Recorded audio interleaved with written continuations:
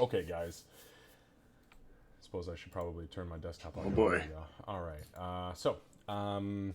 We welcome, first of all, and hello. Happy Easter to those of you who celebrate, and to those of you who don't, then happy Sunday.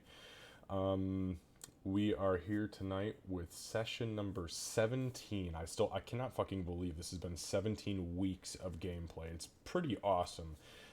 Tonight we are diving back into the Unlikely Heroes campaign with our characters from left to right. Bofer, the Forge Domain cleric who has a somewhat haunted presence about his being right now.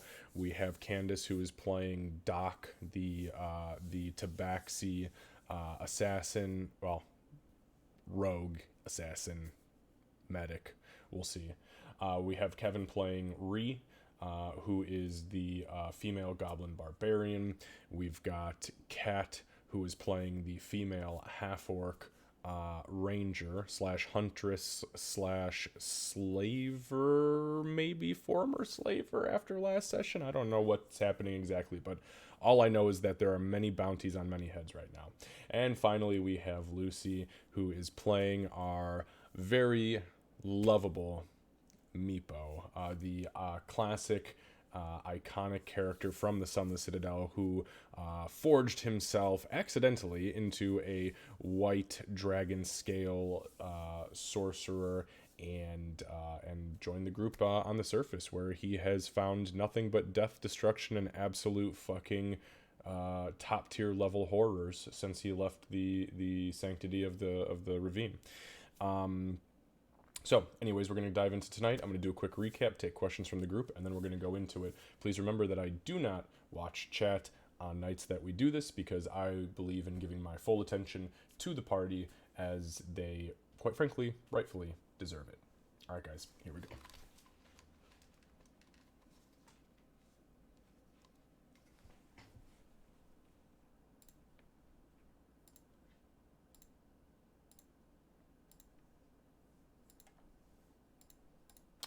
Okay, all right, we're back. Quick recap. So, where we last left off,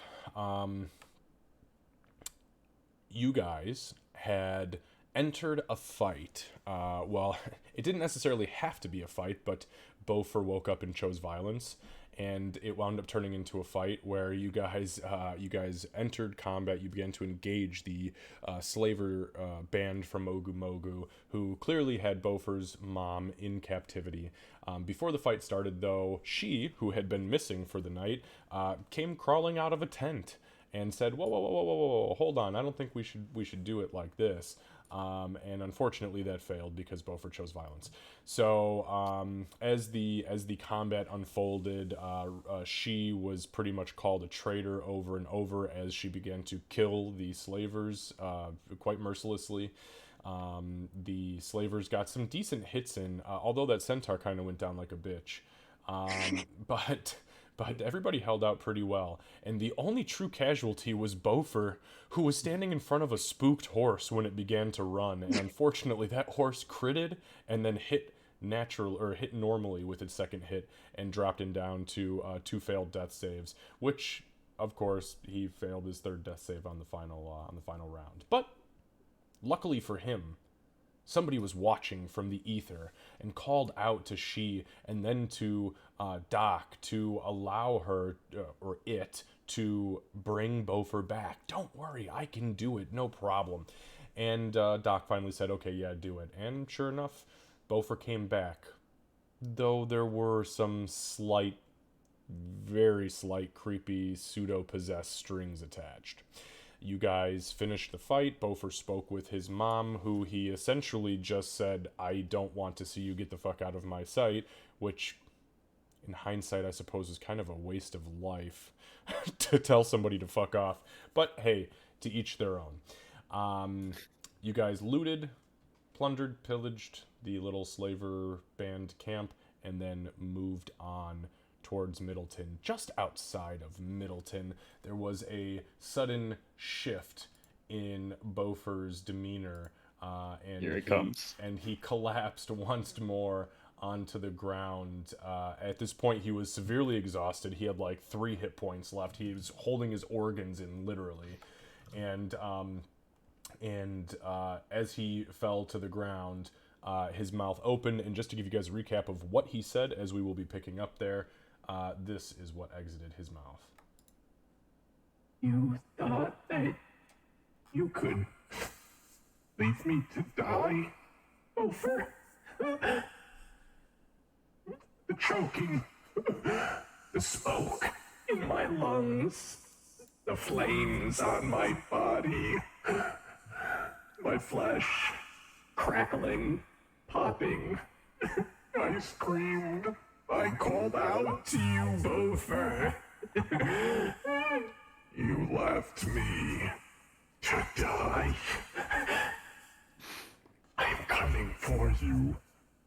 I'm coming for you, Bofer. I've clawed my way back from the furnace. I am vengeance reincarnated. And I will have mine. I will have my vengeance, Bofer. I will have my vengeance.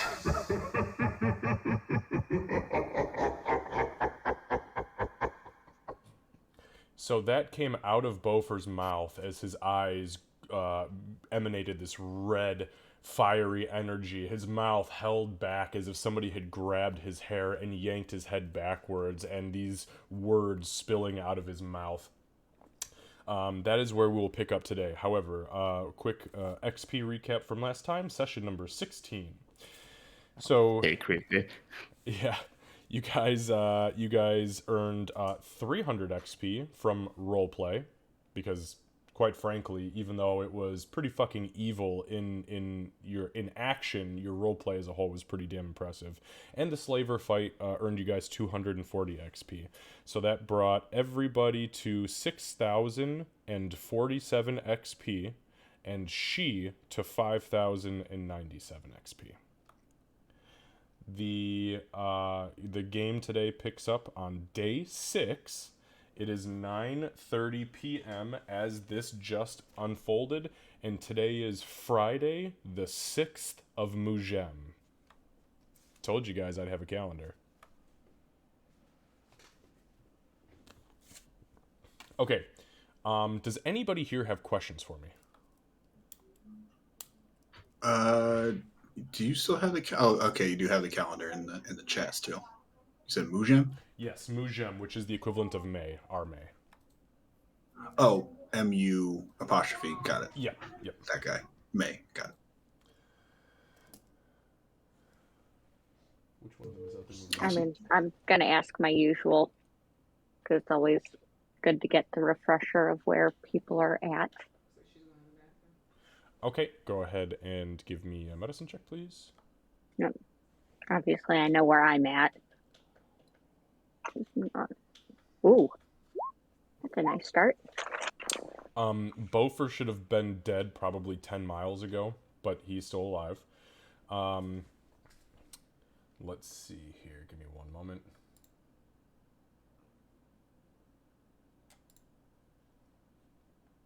Okay, so Bofer should have been dead a few miles ago.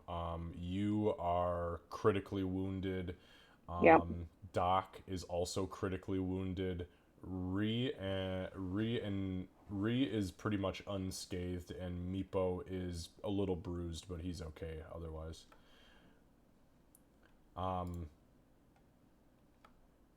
Okay. Any other questions? Okay. Just one quick note, and I'm going to blanket statement this, and I'm not going to say anything other than this.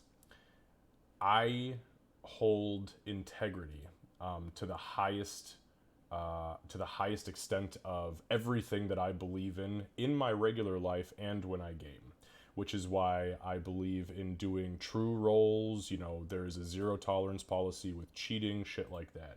I also know that if something really crazy happens, I always tell Candace, come over here and look at this die so that you guys can see, you know, what just happened. So that way there is no question like, oh, you know, X rolled 2 nat 20s in a row. What the fuck? He's cheating. It's not like that. But I also expect that from you guys. So just do me a favor, and if there is ever an incident where you guys think that the only way that you're going to have fun is to cheat or to change something on a character sheet without notifying me or without clearing it with me before that happens, that you let me know, because I will work with you in whatever way I can to make sure that shit gets changed. I don't want to ever have an issue, because you guys are great fucking players, and if there's an issue on my end as far as DMing and the game and how it's going, I would rather you have fun than us have an incident. So I'll just leave it at that. No issue right now, no harm, no foul, but just wanted to get that out there. And now I will start the sounds of the medieval town, which is actually kind of muffled as it is about 9:30 p.m. So sorry, give me 1 second. Okay, sorry. Daughter is going to the bathroom. I was like, I knew I heard little feet running around in the hallway and a door open, and that's fucking terrifying as a parent. Like, A little bit. You're supposed to be in bed, and you just hear... I guess before we enter the town here, I know we had like you said about like 2 miles of travel to get here from the. Yeah, it was a couple miles between where you guys were just at and the city. I guess at some point in that time, I probably would have approached she, and she would just, why can I ask you a question, she, if it's all right? She will kind of look at you in expectation. I don't want. I'm not trying to get anybody riled up or anything here, but why did you help us? I mean, that was your clan. You met us like a week ago. I'm not saying I don't appreciate you helping us. I'm just saying if kind of putting myself into your shoes a little bit here, and if I was with my clan for my entire life, just kind of had a little spat with another clan over here for a minute and go back to my clan, I think I might have helped my original clan over us. She's going to drop back a little bit with you.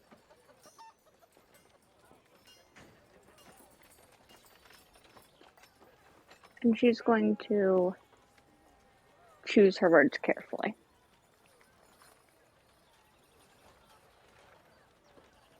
Hello? I Yeah. very nearly put Yeah, sorry about Put that. half-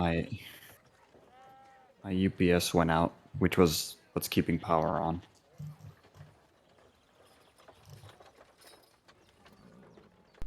No problem on our end, Lucy. Whenever you can pop back in, obviously pop on back in. And I'm here. I'll just refresh. Gotcha. Okay, sorry, go ahead, Kat.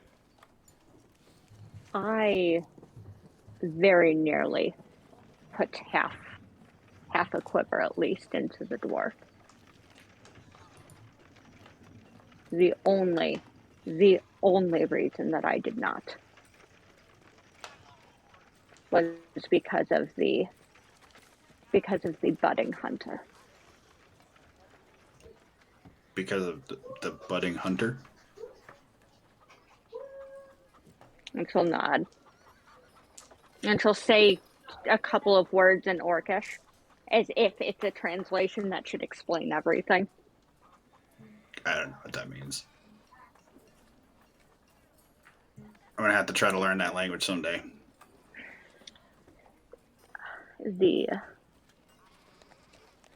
the kobold. He, Yeah. yeah, Yeah, he's acting. Yeah. they seem to have eyes for him, I'd say. Most people do. I mean, he's not exactly common around these areas. So I mean, yes, I guess he might have been a good trophy. Not that. If I wanted to bring any of your hides back to the camps, they would already be there. That is not a threat. That is simply a fact.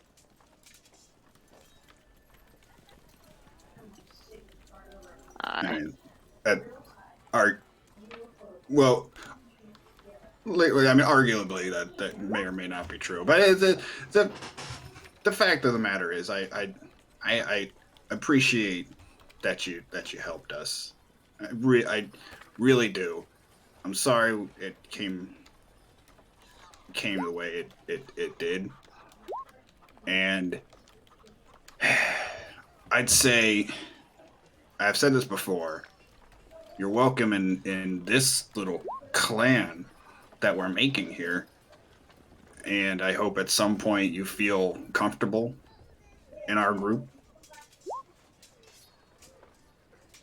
I would be considerably more comfortable in this group if I wasn't being put in situations like that.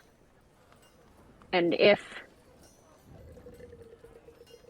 our dwarven companion does not stop acting in such haste, he will be put down. I think he's kind of going through a tough time right now, and we're going to have to give him a little bit of slack, maybe. I don't know if we can give him slack. I think he's kind of on a destructive path. I've seen some people go through some tough shit in my time, in my 12 years of existence here, and I've definitely seen some destructive paths, and he's definitely on one. So I mean, it might even be almost like suicide by slaver party here. I don't know. He may be on whatever path he wants, but if he brings us along that path with him, he will be put down. I swear on my bow for that. Well, hopefully it doesn't come to that.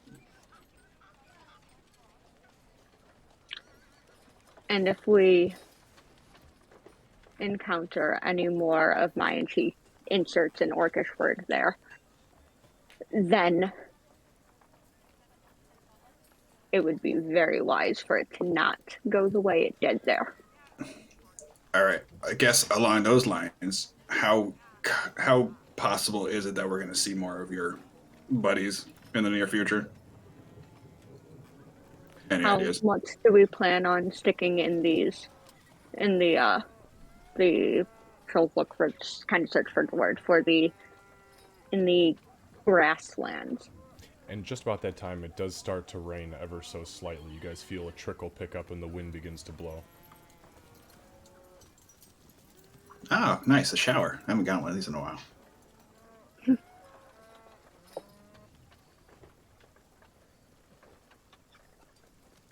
I left in part because I could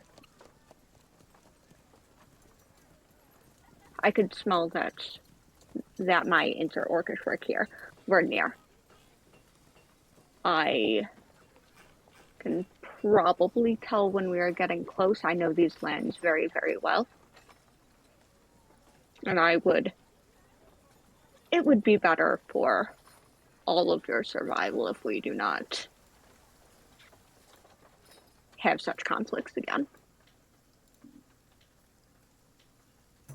All right. Well, then I guess you just keep a keen nose about you and let us know if you sniff any of your buddies out, so we give them a nice distance. Let's see. And we should hope that there were no scouts keeping an eye on the camp at the time, or all of our lives will be forfeit. Oh yeah, they totally probably got scouts, don't they? Cat, give me a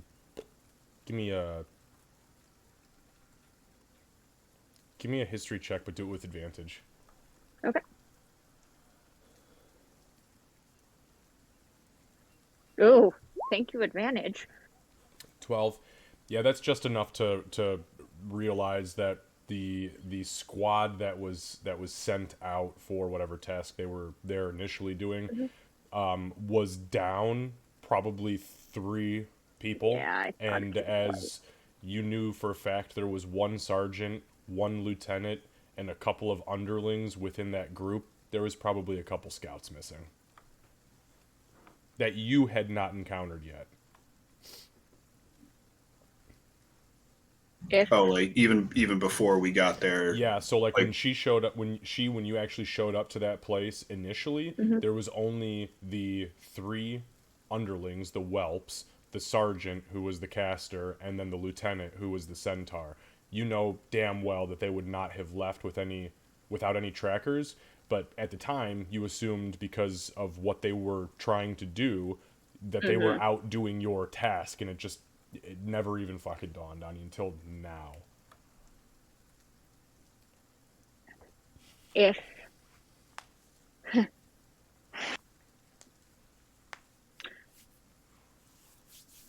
there is, it's going to start a sentence a couple of times and then kind of sigh. Oh, let us hope that we have not all just become, and she's going to say the word that she says every single time before she goes kind of berserk. Her orcish word for prey. Let us hope, because if the camps are after us, well, that would be unfortunate. And let's hope that I chose well. Yeah, I'm pretty sure you did. We're fine. We're good company, mostly. From up ahead, Doc is like, in case you haven't noticed, it's raining. I don't like it. Just This is the cleanest I've been in weeks. This is great. She looks really peeved. Is this keep before or after the the? dwarf in check. This is before you Yeah. lose your shit. Understood. Yeah. But we're quickly approaching that.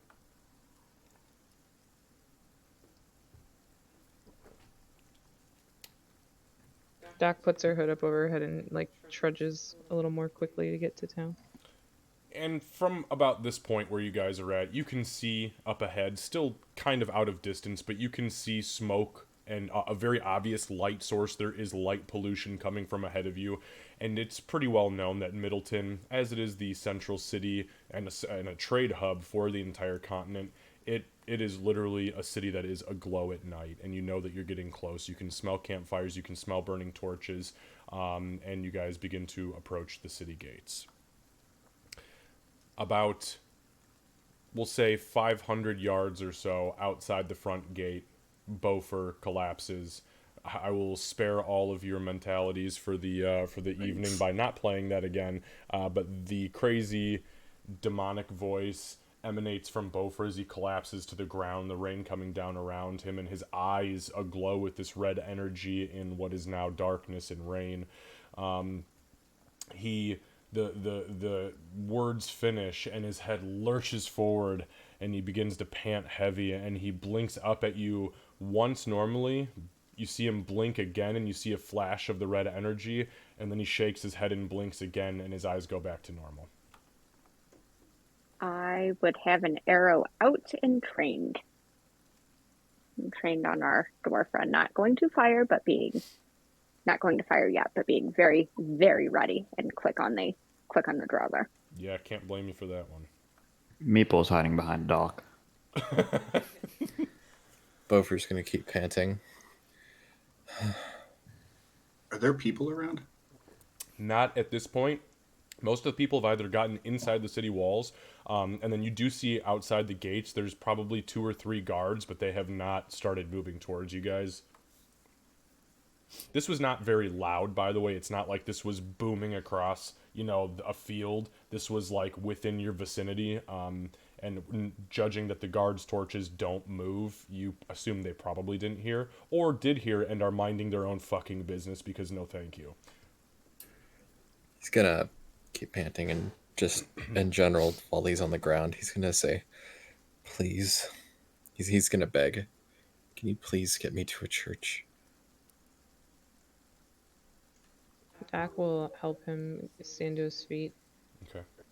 Yeah, Rio, get on the other side of him. Yeah, let's get him to a church. I can't do this alone. I need Moradine's help. Well, I think there's only a Church of Palor here. It doesn't matter. As long as it's sacred ground, I can talk to him. Okay. I'm going to lower the bow, like not have it drawn back, but arrow is still very ready, and I am behind, so an arrow will go in his back if needed. Okay. So, what are you doing?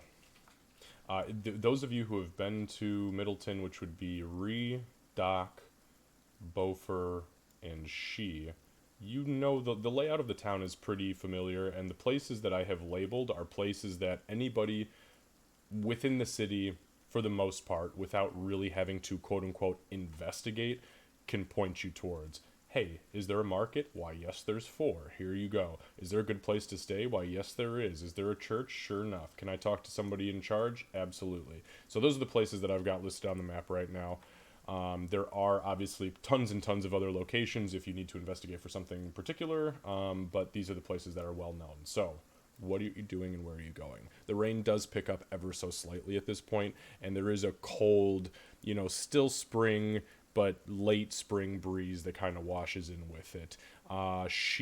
You absolutely, and actually Ree, you would as well, smell a storm in the air. And everything feels like natural and stuff for this time of year. It's not like anything.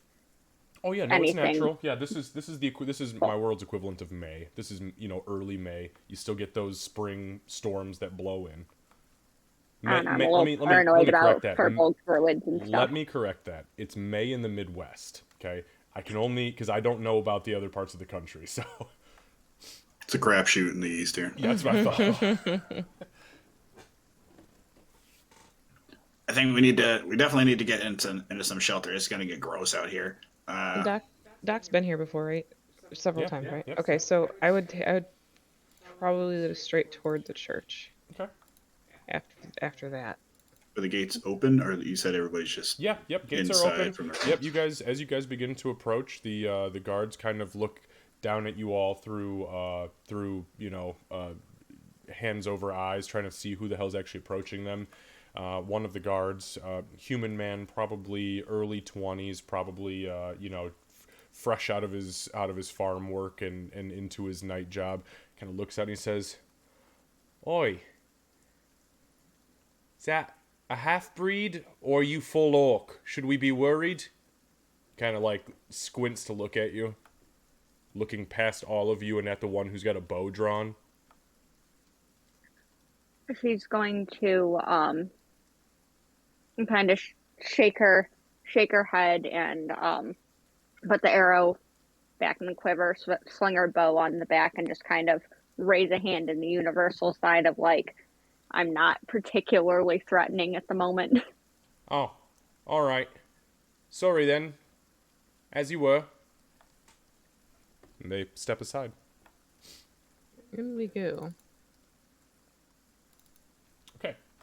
So, you guys enter the city. The city streets are pretty bare, especially since it's starting to rain. There are people milling about, but there's nothing really special about anybody here.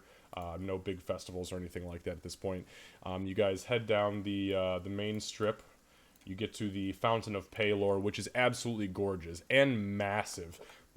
It stands about as wide as two hill giants shoulder to shoulder, which I know is a very specific unit of measurement. It's fucking huge. And the bottom ring of it is made of gold. The center ring is made of silver, and the third ring on top is made of platinum. And it's got a very small sundial sitting on the top with water spraying out the top and then trickling down the three tiers. So you guys hook it north, and as you begin to head north down this little alleyway here, it is very clear that this is kind of like housing quarters, public housing quarters, as you hear music being played, drums and fifes and lutes and mandolins, and you hear the sweet sounds of bards performing, probably inside as it's quite muffled.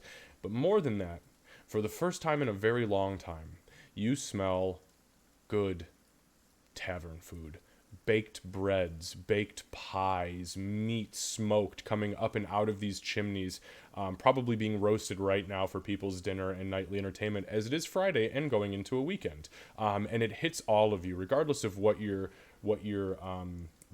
diet consists of, as there's always this comfort in good food. Even you, Meepo. Hang on. Do we need to go to this church right now? Beaufort We'll come back coughs, after, and some of his promise. intestines slip out of his hands. We'll come back after. It'll be better to enjoy it in the right way. Okay. We could drop him off. Just a quick turkey leg.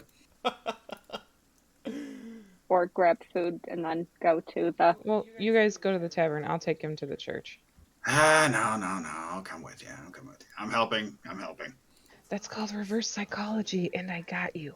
It worked. All right. She is very obviously contemplating. And then she'll kind of sigh and angle towards the church slightly. All right. So you guys begin to move towards the Church of Pelor. The doors are closed, but it's pretty common knowledge that most temples are, for the most part, open 24/7, especially in major cities. People come at all hours of the night, especially if somebody gets in a bar fight. They got to come and say, "Hey, God, my buddy got his jaw broken. Can you give him some of that healing magic that you have?" So you guys enter. The inside is absolutely pristine, as you would expect of most Pelorian places of worship. It is wooden on the inside.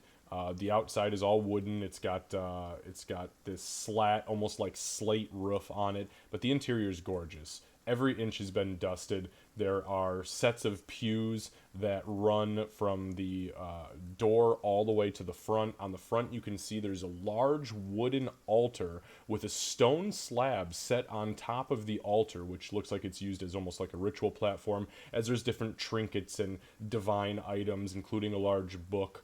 And a couple of candles lit. The interior is lit by hanging chandeliers, which all have burning candles on them, most of which look like they've been there for a while and lit multiple times, as the wax is just absolutely built off of it, looking almost like stalagmites hanging down from a cave ceiling.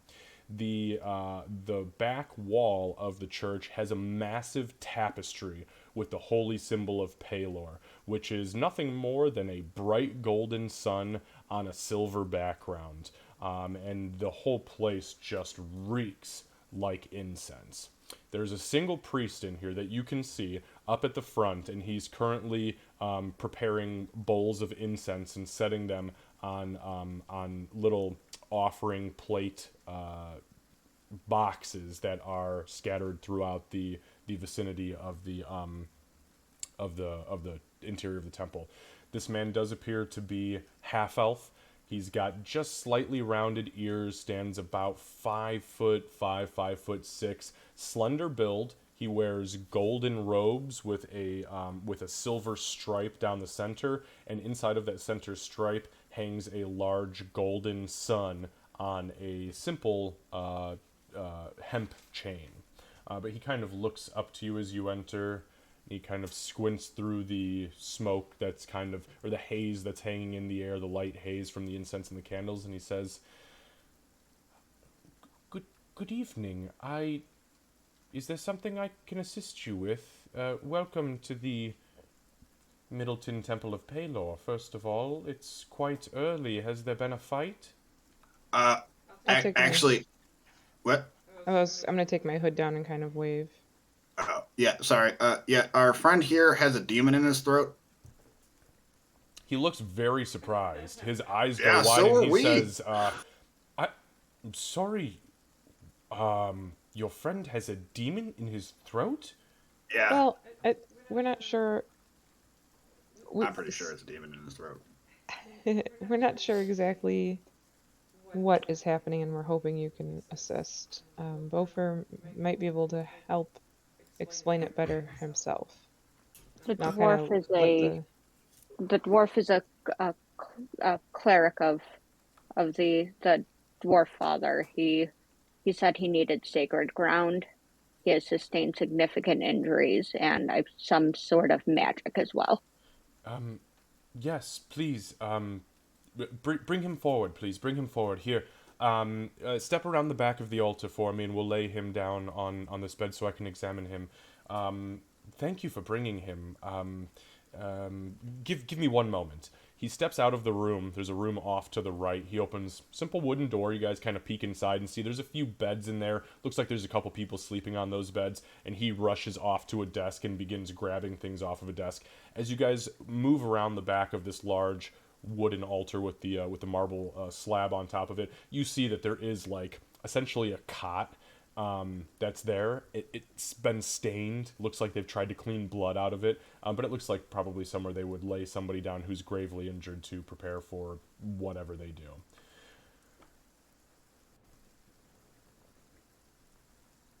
So, do you guys lay him down, or do you? I mean, I'd move him yeah. there, but he's Okay, okay. conscious, so. I don't want to speak for you. I'm still That's having kind like of- I can barely move and I have a very hoarse voice right Yeah, you're now, pretty so- fucked up. Okay, so yeah, we'll move him over. Okay, so you guys get him over there. You lay him down on the bed, and it's about this point that you take his shield from him. You start to unsling his backpack. You start to assist in pulling his tabard off, and you start to take his armor off. And it's when you get his armor off that you realize just how fucked up he is. Part of his chest on the left side is caved in completely, and you can see two of his ribs sticking through his shirt, and they're the ribs that would cover up where his heart is. And it's by a miracle that he's not actually dead right now. Literally. He may also need some healing. Yeah, so I mean, he's literally at 1 hit point. He is on death's door. So the cleric, the priest runs back into the room. He closes the door softly behind him, and he kind of lays on the altar tons of different vials and poultices. He's got a little mortar and pestle, a couple of bags that are tied off, and he begins to kind of give an examination of Beaufort. Give me 1 second here. Okay.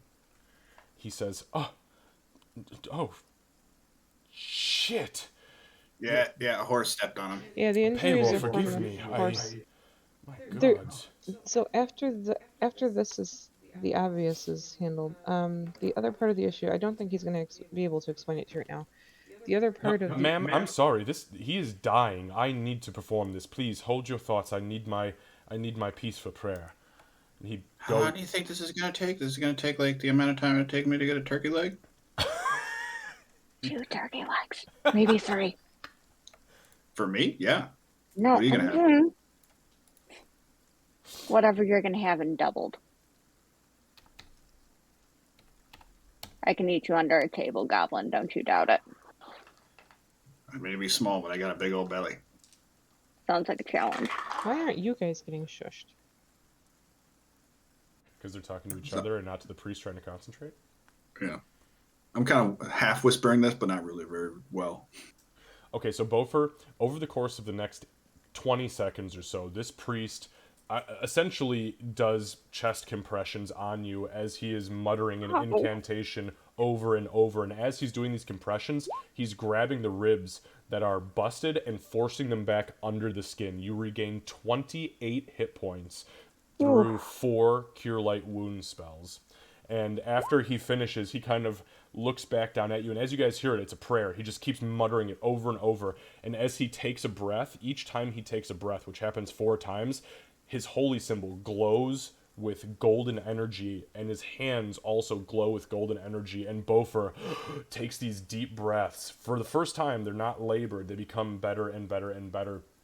And finally, he finishes, and he kind of looks up at you guys collectively. Doesn't even look at Bofer at this point, and he says, "All right, I've put most of my low magics into him. I could move higher in the chain, but it does get quite expensive as I move further on. Is this something you want me to do, or would you like to take this from here? He is off death's door, but I want to get your permission before running up a healing tab." Well, let's hold off on the healing for a sec. How much do we owe you for that? He looks down and he says, "Well, it was four divine uses of my cure light wounds, which would equal 40 gold pieces total."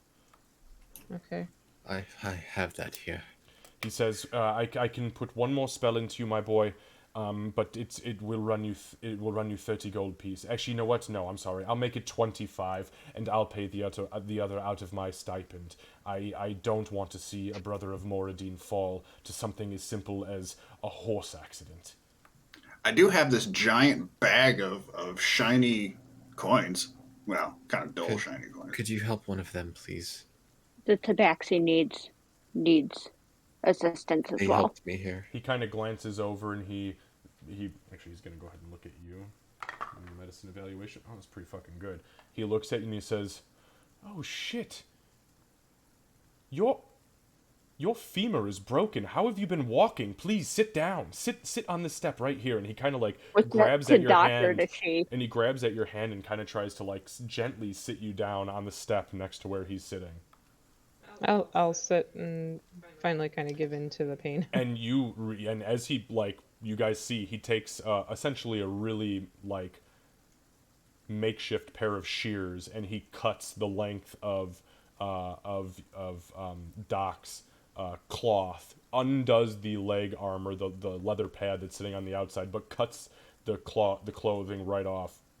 And as he pulls aside, you see, sure as shit, she's like, it looks like somebody took a handful of Jenga blocks and threw them in a sock. And he kind of he literally looks you square in the face, and he just says, How long have you walked on this, my dear?" From Bree-ish? "Oh shit, Paylor, forgive me. Do you want me to You swear a please- lot for a priest. I have I'm not just seen, saying. my friend, I see bar brawls and people falling off of small thatched roofs into hay piles. I do not see wounds like this very often. May I? Please. Please. He begins an incantation, and it takes a little bit longer, and his voice kind of resonates a little bit more than it did with the other two, or with the other 4 incantations. And as he finishes the prayer, you regain 7 hit points. Again, there is a flash of energy from his holy symbol, and then again on his legs, and he pants and he kind of sits back himself, and he kind of pulls his hood back ever so slightly, which had been sitting kind of loosely on his head, and you see he is sweating profusely through this, and he goes, I oh my goodness, I'm so sorry. I can wake the other priests if you require more healing. I don't think you'll die. I've at least fixed your leg, but Thank you. you people, what have you gotten yourselves into? Were you seriously all trampled by horses?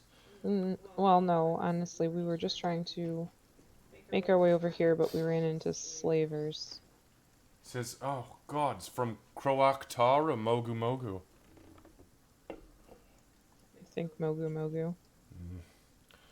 Unfortunately, we've had a couple of missed slaver opportunities show up at our doorstep in the past couple of weeks.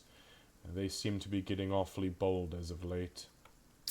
She Indeed. is going to angle herself just a little bit more into the shadows and stuff. Okay. Yeah, they are definitely getting more bold. Thank you. Bofer has some information to share now that he's able to speak for himself. I'll let you share it.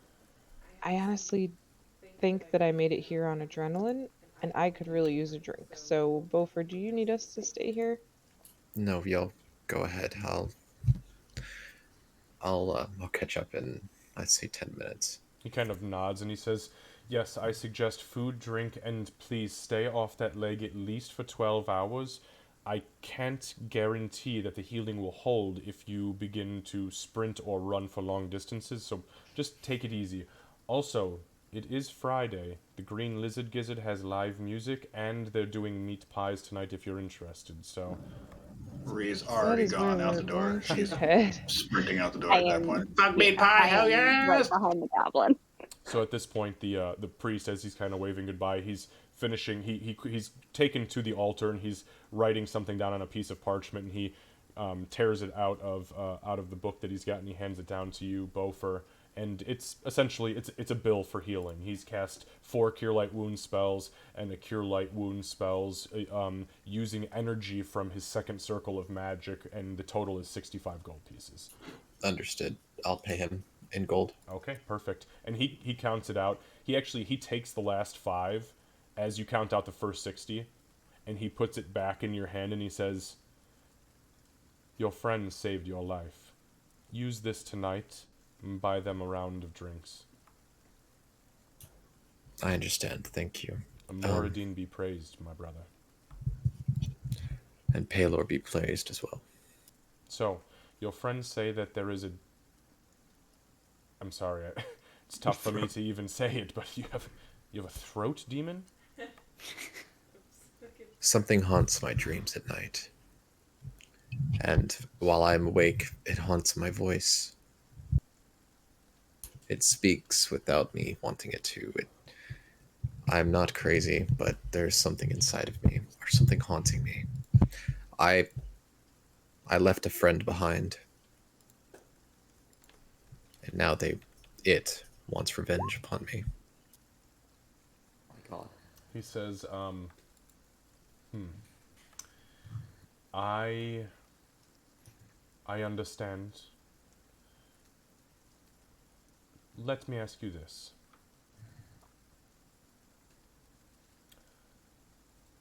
I have magics at my disposal, and you, if your friends are correct and say that you are a priest of the Dwarf Father, you understand the magics I'm about to speak.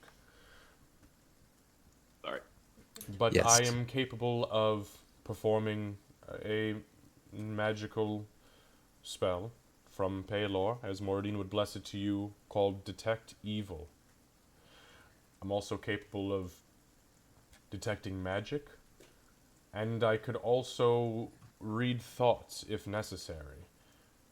Would you like me, an unbiased party, to perform these magics on you now to see if I can help discern what it is exactly that plagues you? I need to know what this is.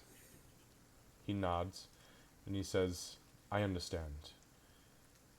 And know that whatever it is, if your faith remains strong, Moradin's bond will remain with you forever, regardless of your situation.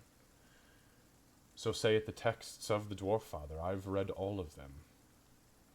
Jeez. Allow me a moment, and I will prepare this Detect Evil spell, and I will see if I can discern more about what plagues you."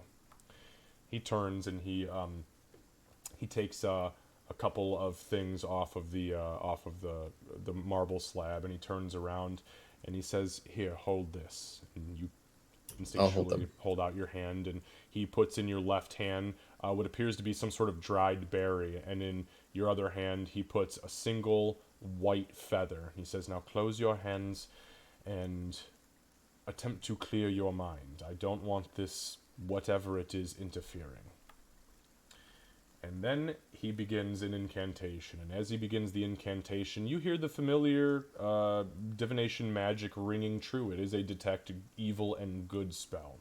He finishes, and the holy symbol flashes a series of colors. First purple, then white, then blue, then green, then black, and then silver, and it stops on silver.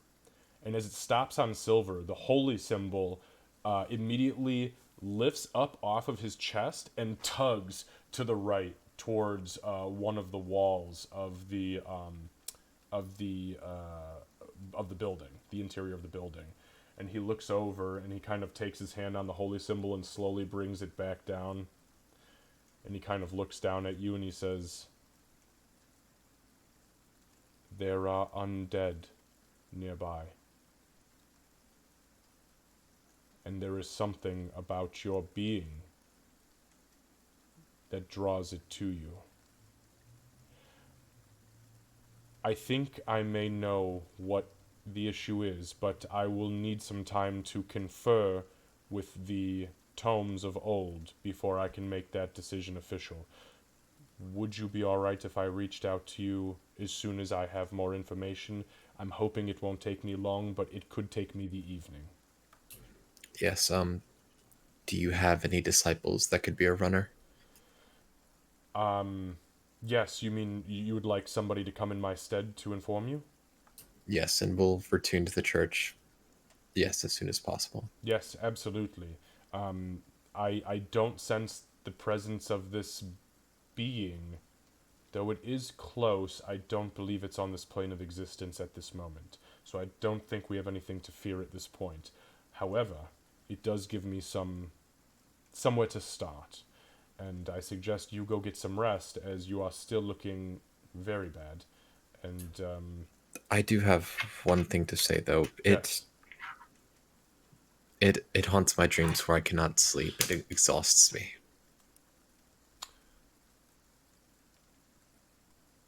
would you like to sleep well for the evening?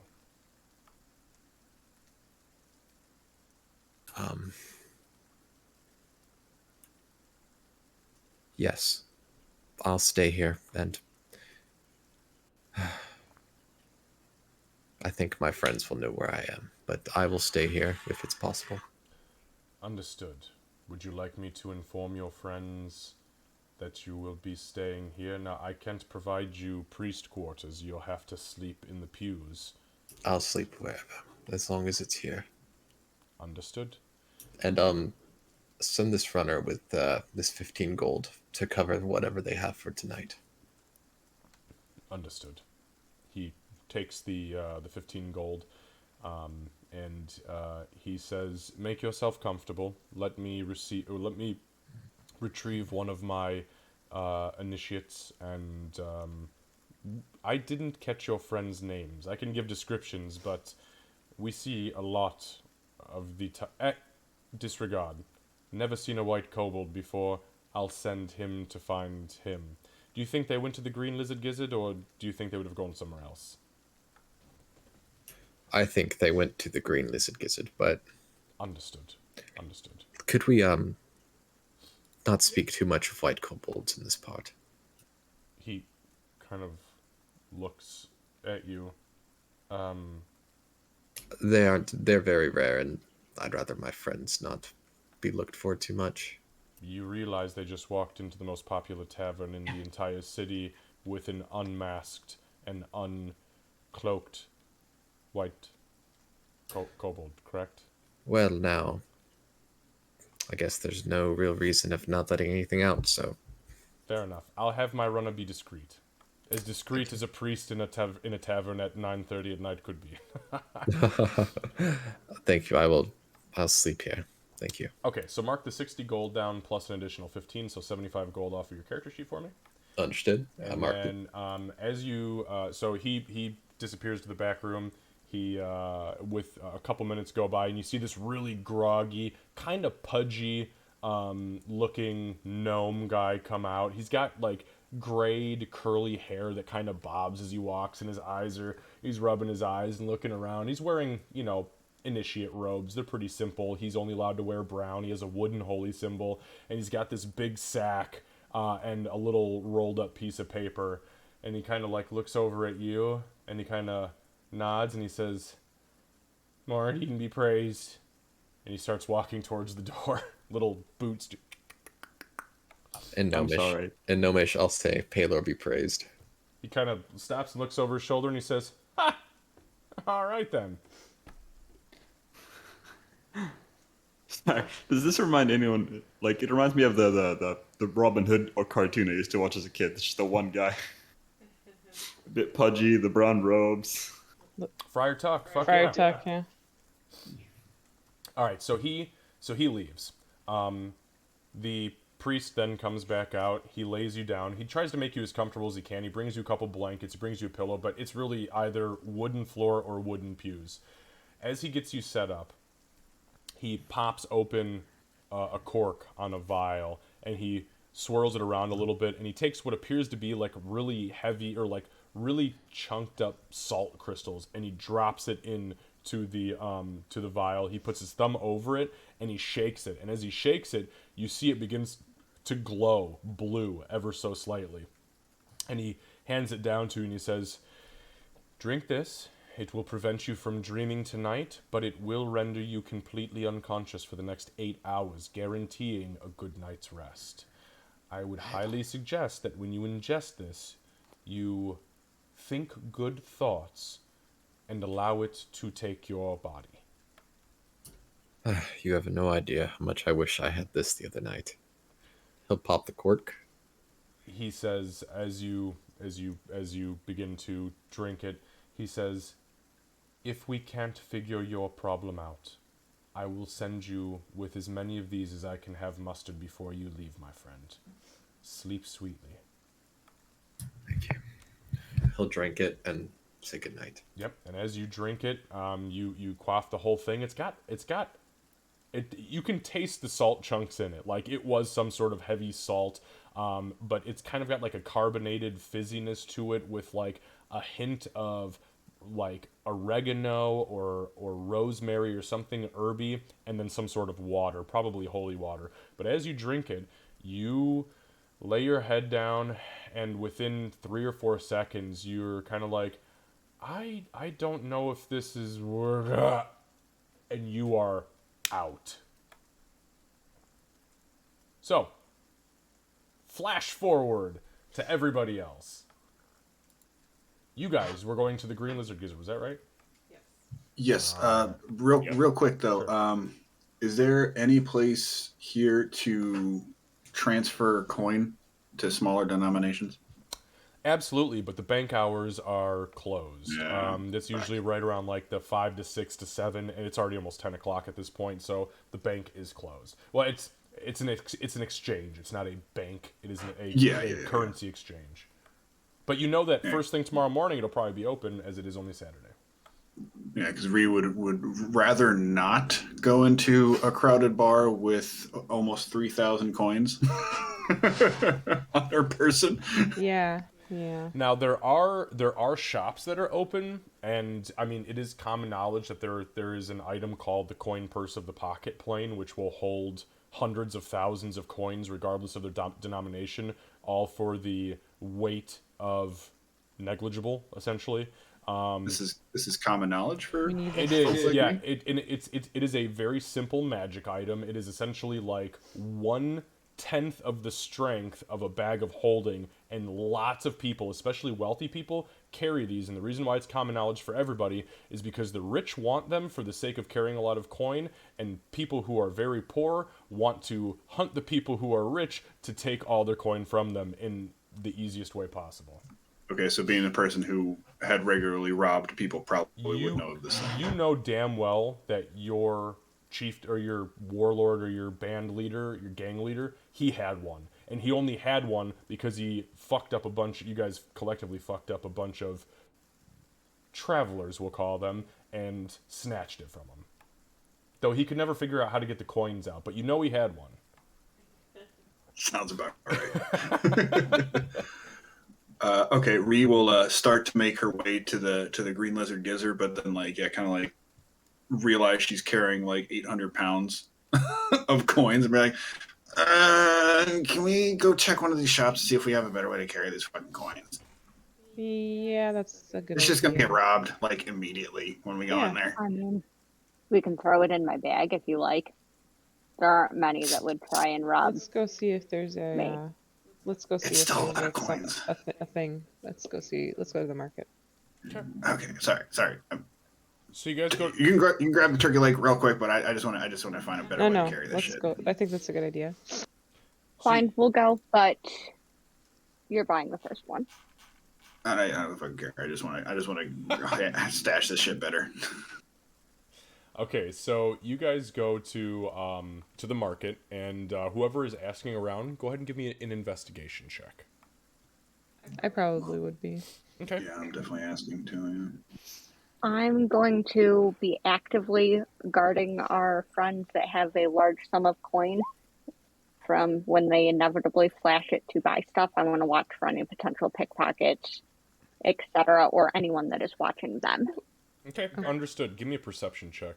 I'm not gonna flash. I mean, You might not, but you know the value of coin. Yeah.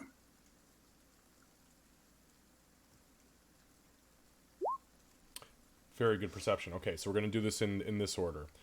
As Doc and Ree are asking around, Doc is very, excuse me, sir, at market stalls. Excuse me, sir. Do you happen to know if there's anybody who sells minor enchanted items, items of minor magical nature? Oh yeah. You know, here's a place you can go. Here's a place you can go. Have you tried Xavier's House of Hemlock? He's a young up and comer. He's a novice in the art of enchantment. You should check him out. He's got his own place down there near the Fountain of Pelor. Ree is following closely behind, and after each one of these people is pretty much like, yeah, where the fuck are we going again? And they're just kind of like, go ask that woman. Nailed it. Yeah. Nailed it. So you eventually are told of a couple places. There's a few Ooh, stalls. melons. Yeah. Ooh, what's that over there? Holy fuck, turkey legs! They got them too.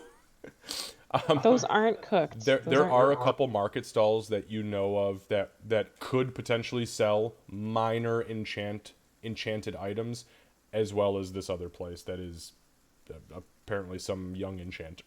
So, where do you guys want to go? Market or the house? I'm gonna go to Xavier's. Xavier's? Okay. Yeah. So you come to the house. It's a pretty decently built house. It's made of wood, but the wood on the outside has all been painted white, and it's got a beautifully painted blue slate roof. As you enter, now mind you, it's not a very large house. It's kind of like a cottage style. As you enter, though, the interior is about 5 times larger than you would have expected based on the exterior. The walls are absolutely stocked to the max with rack upon rack of potions, stacks of scrolls, books, and then there are 2 cases dead center that of the room, again, which is very large, that have different things in them. As you guys approach, you can see there's a couple of rings, there's a single amulet, there's this set of bracers. You don't see any arms or armor, and 99% of what you see is either in a vial or in a scroll form. At the rear of the room, which in the grand scheme of things is very empty compared to its size, there is a man who has his back turned currently, who appears to be human, completely bald. He is wearing a purple cape that is cut off about mid-back, and he's got these very large, kind of like genie-looking poofy pants, all made of silk. As you come in, a little bell goes off above you, ting ting ting, and this man turns around. You can see that he is dressed in full purple silks. I mean, just the most extravagant, almost awkwardly so, regalia you could possibly imagine. He is human. He's probably middle-aged, like 45, 46 years old. And he's completely clean-shaven. He looks out at you and he says, "Oh, guests at this time of night, my goodness, welcome in, welcome in, welcome in. Is there something I can do for you, my friends? What are you looking for? What's tickling your fancy this evening?" Yeah, we got a shitload of coins here. We need to stash in a little better way than I do now, and she'll like huff off this giant sack of coin or coppers and all that. And it hits the ground with an audible as the case kind of rattles in front of you, and he goes, ho, ho, ho, ho. I can help you lose that load if you'd like. I don't want to lose it. Oh, That's a problem. I want to keep Well, it. We may lose But some of it. I in want to buying lose this. some of it. Yeah, I want to Yeah. lose some of it, but not all of it. my goodness, So my goodness. when they do this, I am going to go and I'm going to go outside. I'm going to be by the entrance, and I am just going to like outside. I'm going to be by the door, and I'm just going to work on casually discouraging any other shoppers. Understood. Not many people out right now, especially considering it's still raining, but understood. Or anyone else that might follow or decide to be problematic. Our goblin friend was very loud. Yeah, absolutely. So, I do have a note on your perception check, by the way, but we'll touch that in just a moment. So he says, so you're looking for a bag of holding. Maybe you can pour all of those beautiful little shiny things into it and never think of them again until you need to think of them again, and then you just simply do so and poof, in your hand. I mean, yeah, that'd be cool. That's exactly Wonderful. I can get you a bag of holding for... for you, my friend, because you're such a cute little kitty, I can do 3,500 gold pieces. How much do I you have have? I have 3,000 copper pieces. Ooh, my goblin friend, not quite enough. I'll tell you Actually, what. that's not the same. Are you looking to store just the coinage, or are you looking to store more of something? I think for now, just the coinage. And Yeah, then once I mean- we have more coinage, we will come get the other one. Well, why didn't you say so? That lowers the price exponentially, my friends. Come now, what do you think of me as some sort of cheat or charlatan? I can sell you a coin purse of the pocket plane for 200 gold pieces. Do you have more than one? I do, actually, my sweet little kitty cat. I have 3 if you need all. And I will sell you all of them if you need them, instead of 6 for 500, by the way. Just so we're clear, we can't have any contracts confused. On my end, in gold, not copper, sweet goblin. Okay, I thought you might have been talking about like 5 like walnuts or something, because I got 5 of those. My goodness, you have 5 don't- walnuts on you. I don't actually have 5 walnuts. I'm lying. You'd lie to Xavier. My goodness. Sweet little green skin. Look at you. You're Sorry. so cute. I'd pinch your cheeks if I didn't think you'd bite my finger off. I probably would. Yeah, I probably would. I probably would. Okay, well, 2 of them. I mean, So wait, what was the math there? It was what? if we buy 2 of them, it'll be 400 gold. If we buy 1, it'll be 200. And if you buy 3, it will be 500. Mm-hmm. But I don't mean to bleed you completely dry of your coinage. All I'm saying is I can offer you the discount if you were to, you know, buy in quote-unquote bulk. As these things do take me about 7 days of actual enchanting time to create. Materials are not so much, but this is a very simple enchantment, all things considered. Well, you're doing us a great service here, so I don't have a problem. Warm my heart. I'm but a novice in the school of enchantment. Literally, I was a novice before I was kicked out. But you know what they say? Fuck Port Sindrian, right? Oh, meow. Yes. Let's, I think 2 might not be a bad idea. Well, I have this bag of gold. I don't know how much is in here, but Meta Gaming, she has 129 gold pieces, 532 silver, and then 2,900 copper. I'll take it in any denomination. I happen to have one of these fancy little bastards for my own. And then he kind of like pulls up out of this. He pops this little pouch open on his belt, and he pulls out very similar to what you would see as a coin purse of the pocket plane, which is literally just like a little. Think of it like the old coin purses that you'd have back in, you know, like the 70s. They have like little snap on it. They're about that size. Doesn't have the snap. It's a drawstring, but he kind of. Well, if we do 1, are you opposed to... Who would we have hold it, I guess, if we did 1? Well, you tell me. I don't care who holds it. I just care Oh, who I was gives me the talking to coin. Ree. Oh, so excuse me. Fly on the wall. I'm not here. He turns his back and looks away from you. I mean, I'm not the best with money necessarily. So, I mean, I'd Are you probably okay trust with me one holding it? that's smarter. Yeah, I trust you. Okay. I've seen your intestines. Yes, I would trust you. Oh, is that? Can you tell how trustworthy someone is by their intestines? I never thought to look at that. I'm gonna have to look at that during my next Yeah. surgery.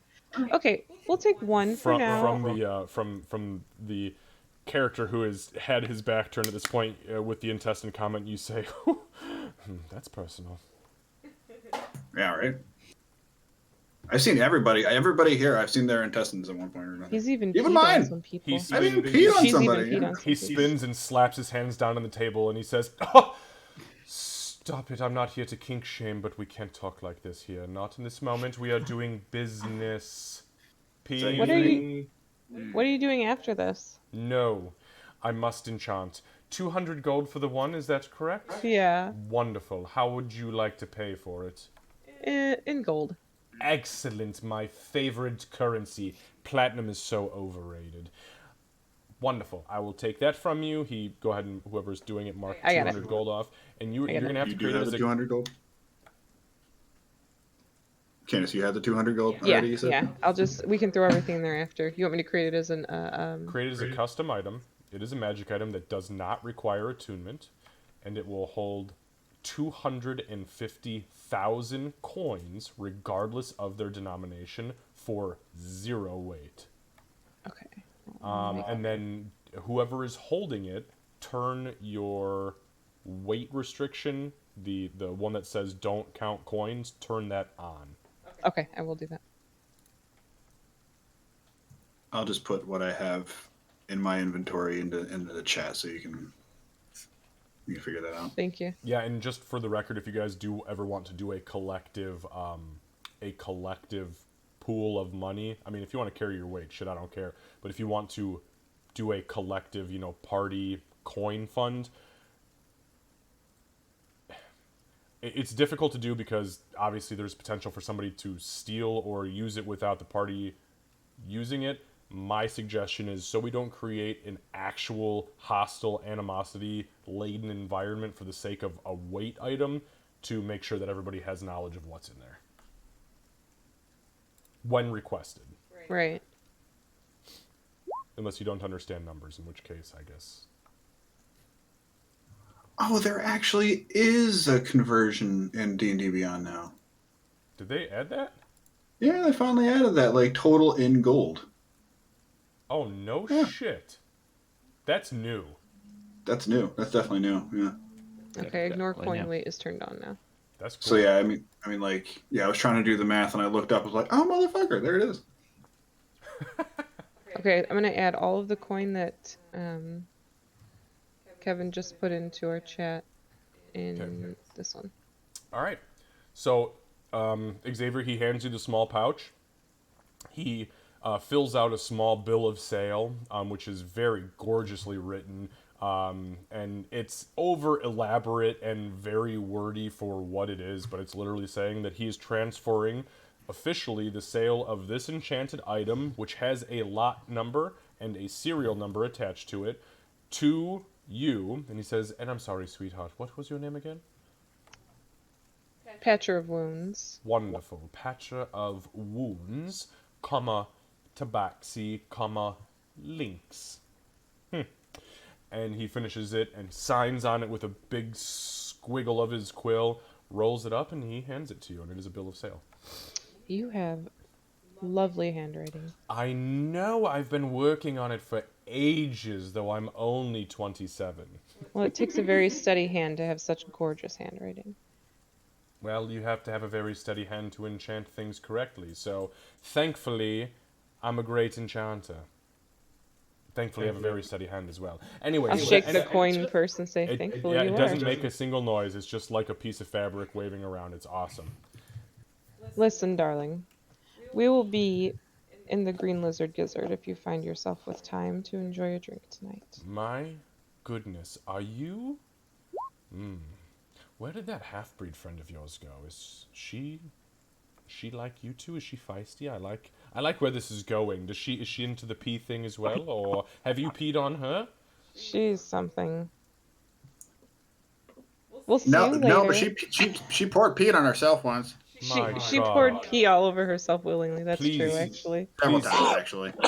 Damn Please it. come back and visit me as soon as you can. And if I can find time Not the tonight, I promise reputation of you, one. I will visit you. I'm not technically a fan of the green lizard gizzard for my own reasons, but please come back and see me. We will. Wonderful. Candace, give me a perception check. Okay.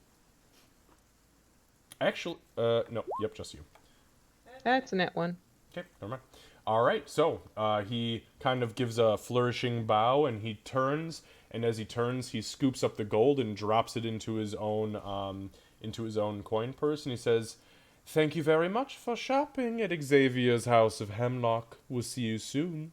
Oh, we'll be back. And I'll walk out, and as I walk out, I flick my tail. You hear him gasp. He just, So Thanks, buddy. while this was happening, there's not a whole lot to note as far as like what was going on, but your perception check that was from before, you do notice that from now you are standing, just for clarity's sake, right here at Xavier's House of Hemlock. Across from you, in this little market stall, you notice somebody, you don't know who the fuck it is, dressed all in black. As it is night and you can't really tell what exactly the colors are, as I believe you have dark vision and you're seeing in black and white. It's black, okay? It's very, very dark. But somebody is standing and leaning against the closest stall pole that is facing you.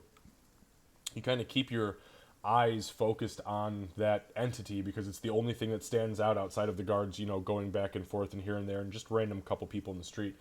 And as you blink through the rain, you kind of wipe your eyes and you look, person's gone. Creepy.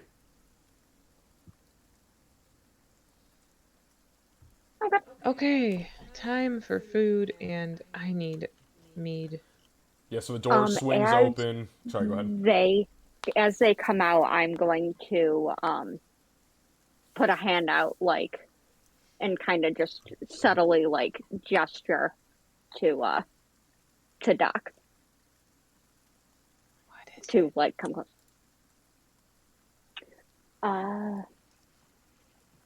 We're being watched. Doc will look around. Her ears will start flicking. I don't know who. I don't know. Well, saw them briefly. Don't know where. We were being watched. Do I see anything? Make a perception check for me. 15? So you kind of glance around over in that area, and for a second you could swear that you see somebody cloaked in dark standing near the stall that she had kind of pointed out. And then you blink again and you look, and there's nobody there. What's everybody looking at?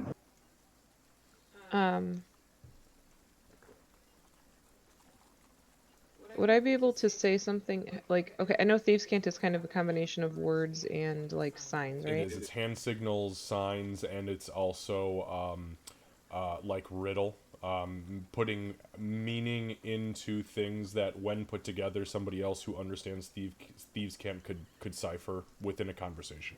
But it takes like 3 times as long to get something out in Thieves' Cant because of how you do the wordplay. Yeah.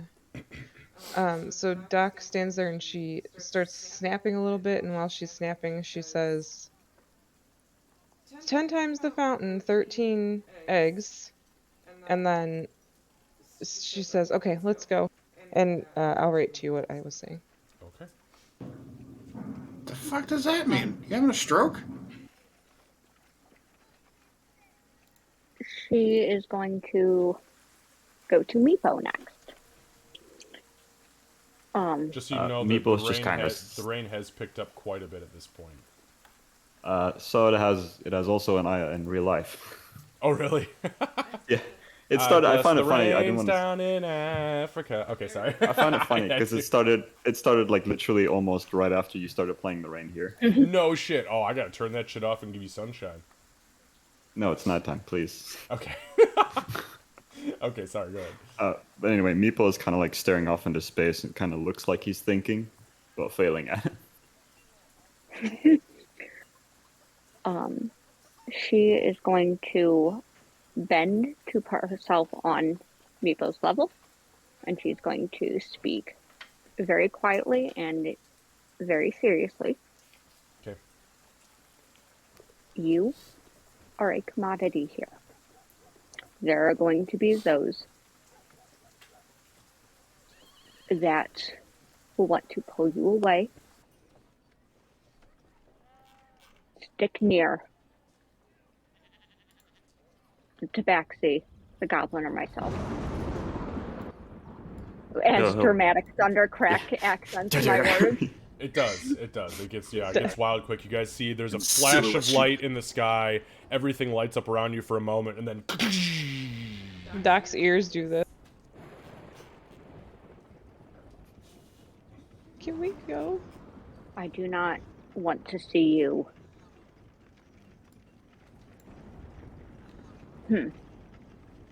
Just stay near one of us.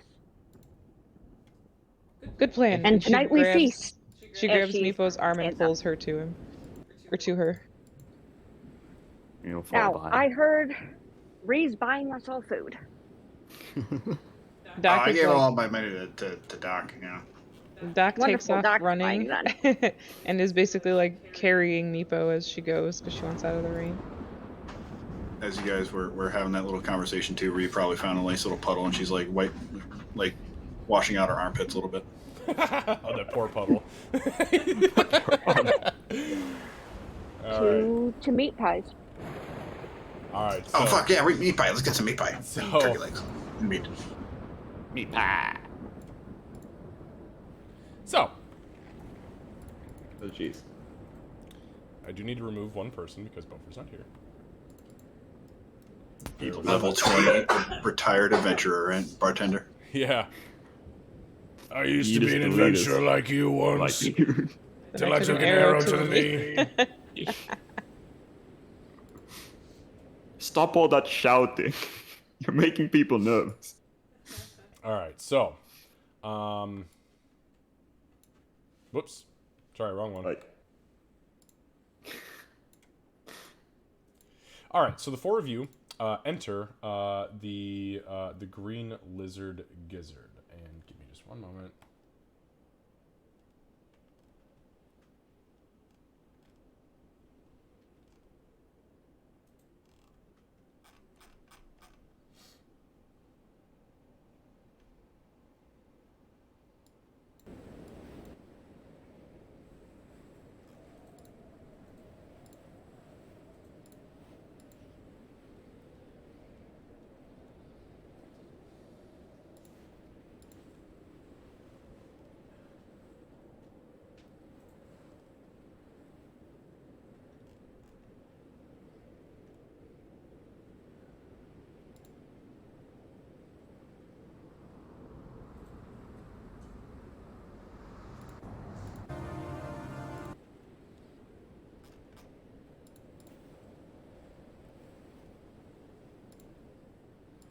Okay, so you guys enter the Green Lizard Gizzard, and as you enter, you can see that, yeah, there's a handful of people in here tonight. The front entryway is pretty small for the most part, but it's got, 5 decent tables. There's a fireplace that's roaring and crackling.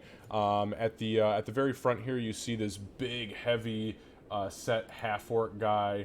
Who's probably about 6'6", 6'7". I mean, huge, green skin, very clearly got the half-orc blood in him, and he's wiping out some mugs, and he's also moving some papers around. He's got a couple candles that are hanging out with him, and then to the north of him, you've got a couple of servers that are moving to and fro, as well as people that are just patrons inside the tavern themselves. couple humans, couple half elves. There's one gnome. She's all the way in the back here, just for record. But yeah, so you guys enter, and the barkeep kind of looks over at you, and he goes, "Yeah, hello, welcome to the Green Lizard Gizzard. You come for meat pies? It's a special tonight." Fuck yeah, hook us up with the meat pie they made. Fuck yeah, right? Meat pies. Everybody keeps telling me you gotta stop putting meat in the meat pies, and I say, fuck you, it's the whole point of a meat pie, you stupid or something. Who is saying that? You don't need that kind of negativity in your life. No, The fuck else would you put in a pie? Thank you. Kind patrons, please step over here. Let's have a look at the menu. We'll get you set up real nice. Everything will be wonderful. Right, with that being said, hi, how are ya? My name's Grenshaw. I own the Green Wizard Gizzard. What can I get for you? What you looking for? What can I do to soothe your soul? Do you have honey mead? He looks at you. Do I look like fucking elf to you? Of course we've got honey mead, sweetheart. Come on. You think we wouldn't be a tavern without honey mead? Hey, bye. Sorry, my half-blooded friends. He kind of addresses the bar. Didn't mean to offend, but let's be serious. Honey mead, elves, I mean, get fucked, right? Yes, we've got honey mead. You'd like a glass or a pint or a pitcher? What you looking for? I'll look over at Ree and she to see what their Pitcher. Purr. pitcher, please. Wait, sorry, sweetheart. Did you say pitcher purr? I'll Yeah. fucking put a whole pitcher away. Fuck it. I don't know if I can. Ladies and gentlemen, I think we've got a drinking competition about to go down in the Green Lizard Gizzard tonight. This little gobbo's got her eyes wide open on a pitcher of elven honey mead. Oh wait, is elven honey? It's really good. Is it good? Okay. No, don't tell the patrons, though. The half-elves love this shit. I make it. Actually, don't tell anybody that either. Me wife makes it. And if That she means- finds out I've been spitting bullshit, I'm gonna get kicked in the head like a horse. Okay. I Go. said Yeah, like yeah. a horse, not by a horse, just so we're clear. It's gonna be 10 times better then. Right, Oh, yeah, so definitely hook us up with some of that meat pie. absolutely. So we're looking for a meat pie. Who's eating the meat pie? Wonderful. Oh, hell yes. 4 meat pies and 4 pitchers of honey mead. Is that right? You're all drinking? How Maybe. big are they? It's a pitcher. He Maybe like reaches 3. under How his big are the desk meat pies? and he pulls out the pitcher and he says, "Oh, the fucking meat pie. I thought you were talking about the pitcher. I don't know. It's about the size of my face. It's about, probably like a 8-inch, just like a single serve. It's like a family size. No, it is not a pie. single sci-fi. It's like a single serve, 8-inch round. 3 pitchers of mead because he, and she'll kind of motion over toward Meepo, hasn't had much to drink yet. He kind of looks down and past all of you big people, well, the 2 big people down at Meepo, and he says, "Whoa, Hi. what the fuck are you?" Sorry, that was rude. I'm not supposed to address patrons like that. He's a white Who lizard. the fuck are you? Meepo. Meepo is Meepo. Grenshaw, mate. You look fucking crazy. I've never seen a kobold with white skin. Oh, you're one of them snow kobolds, aren't you? No, Meepo come from underneath. Underneath what? The snow? What is snow? It's cold. It's a lot of cold stuff. It's what we almost died from several times. Yeah. Yeah. Remember Definitely, that you're definitely a cone- snow kobold. Yeah, that's what I figured, to be honest with you. Cool. Well, you look awesome. Right, just so you're aware, Right. we'll get you set up with 4 pitchers of honey mead, 4 meat pies, and you looking for anything else? Looking for a place to stay? we'll Oh probably need a yeah, place to yeah. We're stay. gonna need one of those too. Yeah. All right, how comfortable are you looking to get? We've got our simple accommodations, which I could probably do for about 2 silver pieces per for the night. But if you're looking for something like really nice, I'm gonna have to charge you about 2 gold a head for the night. But I promise you, beds are worth every second. Does that come with a bath too? Fuck yeah, it comes with a bath. Now here's the problem with the bath, though. All right, we've got simple accommodations. We've got a good suite for the 2 gold, but with the bath, I can get you a private screen for the bath, but it does technically take place in public, and I legally have to say that, otherwise I'll get in trouble with the mayor. It's not outside, it's private inside, but it's not like a private room. It's the same room we cook in, because we gotta heat the water on the fire and bring it over to the tub. But we do have a little, you know what they call them, and he like reaches behind himself and he punches the wall. You know, like, what are these fuckers, but portable? You know, like you can move it around. So we'll actually pay for that, but we'll Fuck pay yeah! for Oh, 5. sorry. We have one more friend who isn't here, but I think that he would really benefit from a nice long cleansing. Yeah, all right. bath. So he says, all right, so if we're going to do, sorry, my eye itched for a second. If we're going to do, all right, we're going to do that. So it's going to be 2, 10 4, gold, 6, 8. So it's going to be 10 gold for the rooms. 4 pitchers. Oh, wait, is your friend going to want to eat and drink as well? I don't know. We'll wait until he gets here. Is he hungry from a long day? He's probably hungry. I don't know if he'll want to drink. Well, don't worry, we got plenty of meat pie, and if not, we can cut some grass in the back, and he can eat like an elf for the night, eh? Oh wait, I'll shit. kinda look over at the Sorry, elf. patron. I like don't you. get it. You're good Do elves company. eat grass? Fuck yeah, they eat grass. They all eat nimbly pimbly berries and beans. Oh yeah. Yeah. Okay, so I'll pay the 10 gold not for that. in the And how complete much do we owe agreement. you for the mead and the meat pies? Yeah, sorry, I was getting to that. Sometimes a little long-winded. It's very rare that I get cool folks like you, and typically it's just the common rabble, but don't tell them I said that. And don't tell my wife, she'll kick me in the head like an old mule who's pissed off after a good branding. Not brandy, branding. Right, so it's gonna be, let's Wow, that's see. very particular. Let me tell you something, mate. When you've lived as long as I have and seen the things that I've seen, I've been kicked by too many equine and bovine for a lifetime. Holy shit, I just rhymed. I should be You're a a bard. poet. You're a poet and you didn't know it. People would hate me. I'd get murdered immediately. Alright, so for them honey mead, 4 pitchers, 4 meat pies, it's gonna be 4 pieces of silver. I'm gonna do 5 copper each because, quite frankly, I like you. I'll give him 5 silver. Fuck me sideways. And then the 10 He gold. just kind of pulls it over to him, plus the 10 gold. He slaps 2 keys down on the table in front of you, and he kind of slides them over, and he says, all right, this is room 5 and 6, directly across from each other. The bath is a token for each of you. He pulls a little, like a little wooden disc, and he lays it out. And it's just got like little squiggly lines on it. It almost looks like steam.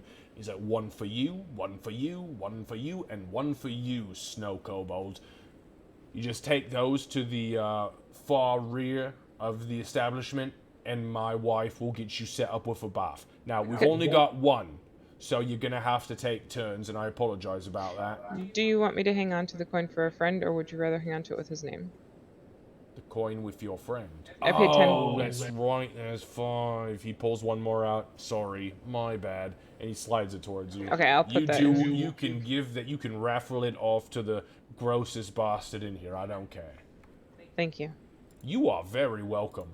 Also, it has been an absolute pleasure to meet you. Would you mind if I made proper acquaintance and asked your names? You can call me Doc. Doc, wonderful. Grenshaw. And you, mate? Who's he pointing to? He just points out to the lot of you and just No. waits for another name. Oh, name's Joe Worthy. People call me Ree. All right, Ree it is. Like you, mate. Like you. What about you, big fella? He points to you, she. I'm gonna Awkward. pause for 1 second. What are names? She's our ranger. Fair enough. Very, very, very, yes, like it. Excellent. And then he switches to Orcish for a second, and he says,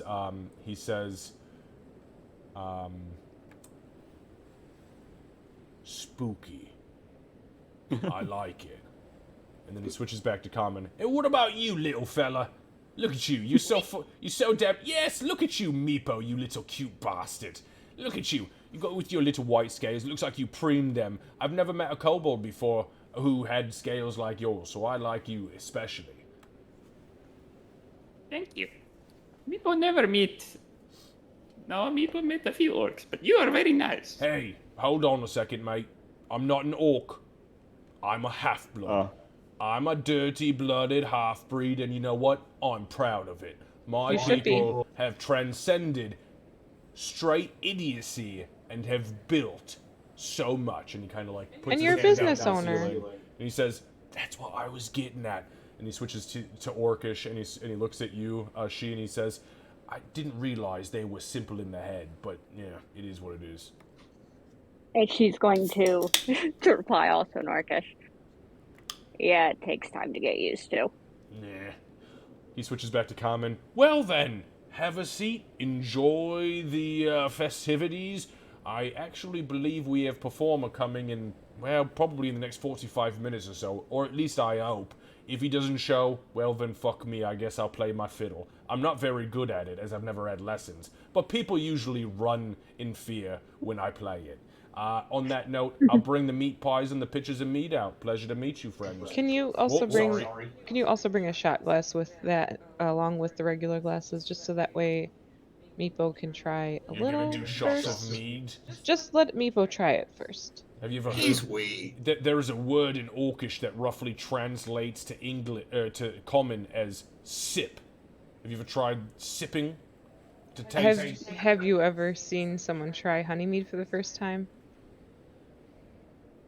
You know what? It'll be an Touche. adventure. Touche. Haven't seen it before, but you know what? Fuck it. I'll bring you a shot glass. Right. Thank you. Have yourselves a seat. Thank you, and welcome I'll to go the pick Green a Room. table. Am I going to be sitting awkwardly at these seats, or are they set up for No, people of all they're sizes? set up for. I mean, they're medium-sized chairs. So the people who are awkward in them are if you are a large-sized creature or if you are a small-sized creature. Okay. So yeah, you sit in them. You sit in them comfortably, and it's. I don't know. It's simple wood. It's a fucking chair. I was just You thinking, guys are my can move knees going to yourselves be over like? there. No, your knees are definitely going to be hitting the table because you are very large. Okay. You're lanky. Yeah. Okay. So you guys go ahead and move yourselves over to whatever table you're going to sit at. He kind of turns and he walks out of the room for a moment. People in here are just kind of minding their own business. There's a little party of 3 over here that are kind of chit-chatting amongst themselves. This guy over here has turned and has joined the conversation with these 2. But besides that, yeah, it's pretty empty. Yo, we're missing a chair. This is gonna sound like a weird question, but what do you do in a bath? Well, you can Better just question. sit. What is a bath? Okay, let me start from the beginning. So a bath is a location where there is water, clean water, for Clean you water to falling from the sky outside. It's true, but it's usually hot, and it allows you to sit and it relaxes your muscles. So, like, how you when you're not thinking about the bunnies, how your muscles all get really, really tense. Yeah. It lets your muscles relax a little bit so that the next time that they have to get tense, they're ready to go. I'm sorry. Excuse me. And this guy Motherfucking he begins to reach over and lay these pitchers of meat down, and then he slides these meat pies, which are just absolutely buttery and flaky looking on the top, about the size of an individual like personal pan pizza size, a little bit deep in this like metal bowl. He lays spoons down to each of you as well as a small knife, and he says, "Enjoy your meal, and if you need anything, my name is Gustav. Thank you." Thank you, Gustav. Thank you. And Ree will just take a fistful of ham pie and just jam it into her mouth. It is fucking delicious. It is the Oh first my time that God. you've had a true. I mean, everything you can taste. There are carrots and potatoes in the almost like a chicken pot pie on crack, like thick pieces of meat. You even taste like bacon in there, and at the top you can tell as soon as you taste the bread, it's been glazed in bacon grease. It is phenomenal. Oh my god, this has all the meat in it. I don't think you heard me, sir. I said bring me all the eggs and bacon you have. Not a lot. So I'll cut into mine as well and eat, but I'll keep explaining the bath. And okay, so So about this time, just for our sake here, a small gnomish man wearing simple brown robes with a brown cord around his neck and a wooden holy symbol of Palor enters soaked to the fucking bone. And he kind of looks around and he says, and he looks over in White your kobold. direction and he says, thank Palor. It's so wet outside. And he kind of like stumbles over to you and he says, you, white kobold, here. And he hands you this sack and just places it on the table with a small piece of paper rolled up and tied with a leather cord. And he says, compliments of the Temple of Palor. Gods be with you. And he turns around and he walks out. Wait, did what is did it? we just sell Beaufort to the church? Well, let's read what this says first. When Reese says that, she's gonna reach over and like grab the pouch and kind of heft a little bit and say, no, not enough. Sorry, so Enough. sorry, what? Oh, you snatched it and counted it? She's just kind of hefting. Oh yeah, hefting it a little it's bit, not it's actually got counting. less than 50 coins in it for sure. Doc will Like, kind of eyeball she, and just slide the bag and the note over to herself and read it. So you Yeah, Beaufort's cheap. Yeah. So you unfurl it, and as you kind of open it up, you look, and all it says is, your friend has requested to stay the evening at the Temple of Palor in your absence. Should you care to join him, you're more than welcome. Should you need him to join you, please come and seek him out. There is 15 gold pieces here for you to indulge yourselves in a round of drinks at the tavern of your choice. Signed respectfully, and in his holiest's name, Palor be praised, Sigmund, Acolyte of Palor. Beaufort's just gonna stay at the temple tonight. But he did cover us. And as you dump the coins out, there are 15 gold coins there, which I'll is put it quite a into fucking lot of coins. I put into our newly acquired coin purse of the pocket coin. Wonderful. By the way, she's like alternating as she sits. She's like watching the other patrons and watching the door and watching the other patrons. But then when Ree like gets into the pie and she smells it, she's not watching as closely and just like she starts just devouring it and It is drinks fucking follow. delicious, yeah. And the mead, for anybody tasting the mead, it is not enough to get you plastered drunk. It's not like it's a hard liquor, but it is sweet. I mean, it is like just I don't know if anybody here has actually ever had mead. I know we have. It is very Sneaks up very on ya. sweet, but yeah, exactly. I By want the it time now. you tip towards the end of that pitcher, you're gonna start getting a little loose. You're gonna start getting a little loose. but Meeple, it's delicious. Start with the tiny glass and see how you do. And she'll pour a little shot for Meepo first.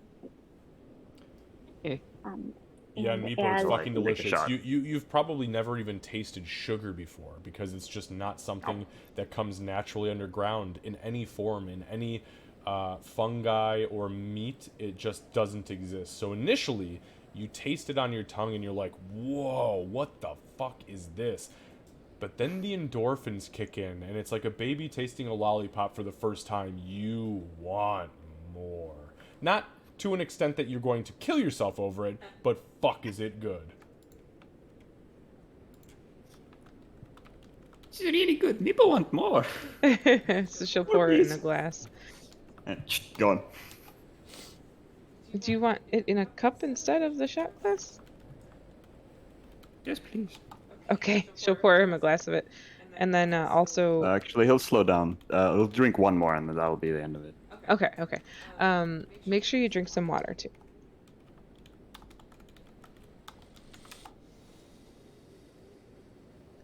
Every time Ree, oh sorry, No, go ahead. I was gonna say, when Ree's drinking, cause there was drinking competition said by half-orc things. So when Ree drinks, she drinks and then more. And it's trying to engage Ree's competitive side a little bit. Not actively calling anything out, but I said that I could both eat and drink this goblin under the table, and I will do my best, even though my constitution is absolutely lower. Imagine Ree's just like 100% focused on this meat pie right now. Maybe Oh, after a while, she may like take a breath and look up and. But yeah, she'll probably indulge in the competition a little bit after a while after she's destroyed her meat pie. And Yeah, I figure, and of course. even the biggest of you, meaning the Tabaxi and the half-orc probably having the bigger stomach of the two, the meat pie is filling. It is a thick, heavy gravy with fatty meats, and you can tell there is shitloads of butter, potatoes. By the time the both of you get towards the tail end of the meat pie, you're like, what did we do? Getting the meat sweats. Oh yeah, like it gets a little rough. Thankfully, you've had enough meat at this point to kind of, convince you that you are much bigger than you are. So do as you will with that. But it's delicious. Every moment of it. For the first time in a week of you guys being together as an entity, we'll call it, you feel full, happy, and comfortable. Well, that means things are about to hit the fan. Yeah. I'll slide the picture You know me that too well. Meepo's. I'll slide the picture that Meepo's right not back. drinking over toward you two, since you're clearly having a drinking contest. Let's just make sure we don't talk about our future plans. That's all I'm saying. I Yeah, have yeah, no that future went plans. really well for both. Oh, over snores. Can we talk? She'll lower her voice. What the hell was that hell? What, his throat demon? Yeah, I've never seen anything like that before. I mean, I've seen some magic, some booyah happen in my time, and I've heard my clan leader say some weird shit, but yeah, that I've never seen that before. As now that Xavier's back, I'll start it. As you start talking about Beaufort's demon again, throat demon, as it's so been named. It's so terrible. Meepo's expression will kind of darken, and he'll say, Meepo wants to talk to you. about something. Me? His meat pie is only like half eaten. You And, wanna talk in private? No, it's okay. Meepo want to tell you all. Meepo has seen many things while on the surface with you guys. You are very nice people, but after what happened to Beaufort, Meepo wants some time to adjust to the surface before we continue. So, Meepo will stay for tonight, but tomorrow Meepo thinking of going on Meepo's own journey. Sorry, my voice is dying. That's okay. Well, if you want to go on your own, you can. If not, I have people you could stay with, so you stay safe. Meepo would like that. Okay. I will just have to send a message. Doc looks really sad, but she's Meepo's trying to also hide pretty it. sad. She is also. Nope, she is also showing a little bit of emotion before she takes a long drink. Now Doc looks shocked, but then sad again. Yeah, I told Xavier this in Discord, but we planned this before the session, and then she started going, and Doc started going, and I was like, "Oh, we picked the right time to do this, didn't we?" So what we'll do, Meepo, I know people who are willing to take in anybody, really, anybody who needs taking in. And I think that would be a good place for you to be able to establish a good foundation. But then I'll also know that you're safe. So if you're okay with that, then I understand what your experiencing is called culture shock. It's when you go from one type of lifestyle to a completely different type of lifestyle. And to be honest, I kind of expected that you would feel this way. Yes. Meepo would like that very much. Meepo was very shocked by everything. Meepo thought really hard about this. Well, for tonight, let's enjoy the music. Should give him a little bit Yes. of little bit of supplies on your way, of course. I mean, we'll have to give you some. We gotta give you some money to live off of, and Well, honestly, most things will probably be taken care of by. If he chooses to go with my friends, he'll be taken care of. okay. She Right, is going to stand abruptly and like not caring if this chair like scrapes all day, and she's walking outside. Okay. Yeah, and it's awkward. It's like you just suddenly stand up and the whole chair. Yep. I think Sorry. that she is. One second, gonna I'm pretty miss- sure so there's something wrong with my AC. I'm just quickly gonna check on it. Okay. Okay. It's really hot in this room.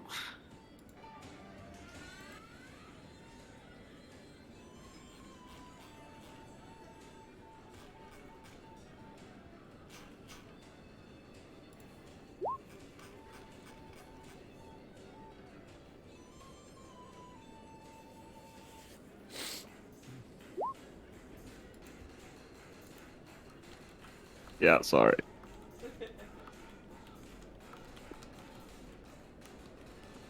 Doc will kind of nudge Meepo and try to get him into, like, enjoying the music, dancing, bopping at And- least.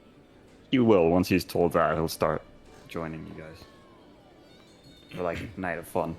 Like clapping, and yeah, just try to kind of make it a fun night of friends. And then she'll say, I'll be right back. And she's going to step outside too.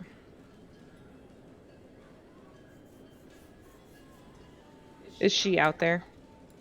Yeah, she's leaning against the building, not caring about the rain and just looking up at the clouds. Oh, disregard. We're not in combat. Sorry. I accidentally clicked initiative. I'm so sorry. I'm Roll so sorry. She All right, punches Doc in motherfuckers. You the want to? face. Yeah. Well, fuck me then. Okay. Okay. Sorry. Mabel's the mimic. Oh no. So Doc will put her hood up and kind of she'll move over next to she and lean up against the wall with one foot up against it. Super casual like. I know that you don't feel anything. But it's still hard to have somebody leave that you've gotten used to having around. So, I mean what I'm saying. He will be very well taken care of and will probably be safer in this situation than he ever would have been with us, even with you and me there. She doesn't respond, but there's the barest, tiniest twitch nod. Maybe she doesn't react at all. Tiny, tiny, tiny movement. Doc pushes off the wall and goes back inside. Okay. So, Doc re-enters, sits down. Festivities are happening. Music has finally struck up on the interior. The half-orc has kind of introduced this small group. There's a couple of gnomes that are one's playing a fiddle, one's dancing, and one's playing a tambourine. and they're kind of dancing about, and just kind of bringing the energy up in the room, because it was pretty drab, especially with the thunderstorm that's happening outside. About this time, she, go ahead and give me a perception check, please. Okay. If I can find it, that'd be great. Well, that's a good check. So, in the distance, probably about 80 or so feet to the east of you, which would be to the right of you, to the left of you, which is the street, one of the main roads that creates the cross intersection through Middleton, you see somebody turn a corner, and they begin to walk towards you. As your eyes kind of adjust, as you kind of, pull your hood down to cover the light, and you switch over to dark vision for that black and white, you see somebody who's walking towards you, probably about 6 feet tall, definitely male in appearance. That hair that's kind of mid-length-ish, that is also black. Eyes that you cannot see any white in with where you're at, which tells you that the eyes, including the white of the eye, is very, very dark, meaning that to you right now in dark vision they appear black. Flesh is very, very, very white in your dark vision, like to a weird degree, and they are wearing a rapier on one side with a small dagger directly underneath said rapier, probably a dual wielder, someone who's proficient in wielding two weapons in that fashion, as they would usually be drawn on the same side. And on the back, you can see bouncing a small drum.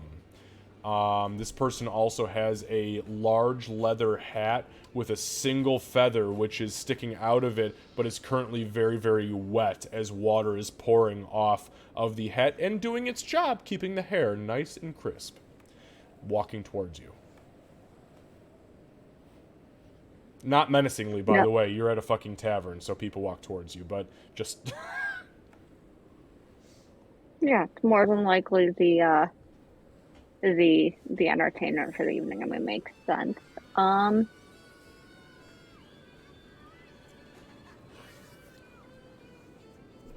Okay. Okay. I'm not blocking the entrance. I'm just watch and take note and kind of do my usual sizing up the individual I do without thinking about it.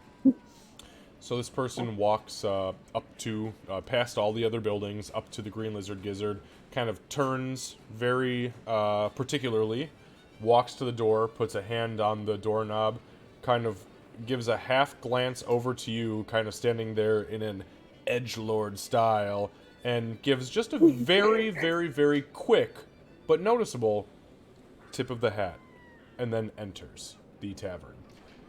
You... Everybody inside, one moment please, see an individual enter the tavern. And just to give you a little bit of more of an identifier, here you go. This is what this individual looks like. It is very clear to you that the person in front of you is a fallen Aasimar. And the reason why this is known to you is that Aasimar typically have gold skin. They typically have the gold skin or the glowing aura about them. They have silver hair, gold hair sometimes. This person has the opposite of that. Jet black eyes, kind of pseudo sunken in features, not to a point where it's like gaunt, but enough to tell that they've done something, or something has happened in their life to where they have fallen from the grace of the angels of the Aasimar. And that is what you see. I'll give a nod as he walks in, since I'm kind of looking straight at him. Yeah. And Gray, you immediately, as you see the partial nod of the people in the room, the only person who gives you partial nod, you immediately notice what you came for. Yeah. Well, he's here for two reasons. One of them, he'll move over to the she. Actually, no, he'll move over to the desk first and go. Sorry, I'm late. Here for a performance. Ha ha ha! Gray, it's about damn time you showed up. All right, your coin's ready for you. The gnomes have already started. Get your shit going. All right. Hope you enjoy. This will be a spectacle for the ages. Yeah, let's hope so. I do too. So is there like, and he'll run over to like where the other musicians are, which I'm assuming is in the corner, right? Yep, it's back in the corner, and as you do that, Yeah. the other patrons kind of like step to the side. This barmaid kind of like moves back here. She actually comes and sits in the chair. She's taking her 15, because she gets 2 15s and a 30. Anybody in retail Hey. gets that joke. Yeah. So as you go back there, the three gnomes, the one gnome kind of looks up at you and he goes, he kind of takes his hand off the tambourine. He's like, "Shit, we didn't think you were gonna show. Thank you for popping in." I'm late. Got a bit lost on the way. Hey, the Still new to thunderstorm town. rolled in. It was crazy. All right, you strike it I up. know, right? Give us the Ruined beat. that. Give us the beat. And he's gonna sling the drum from his back, like just in a single move, just across to his like waist. On the right side of his belt, he'll like flick up a drumstick, grab it, and then start drumming. All right, go ahead and give me This a is very performance check. deep sound. Yeah. Yeah, this is It should this is technically a war drum, correct? So this is Yeah, this it's is this is more a of a war. portable bass drum, which is Yeah. giving a very goom goom goom goom goom goom. All right. I did it roll? I can't see the dice. Oh, there we go. Oh, that's great. That's a good start. Let's That's go. perception. Hold on, you rolled a perception check. Perception. On my end. Yeah, I go ahead clicked and- on performance. That might be my bad. No, Sorry. it's okay. No, fine. It's Oh, fine. that makes sense. Yeah, I have much better score in performance. It's even worse. What? It's Wow.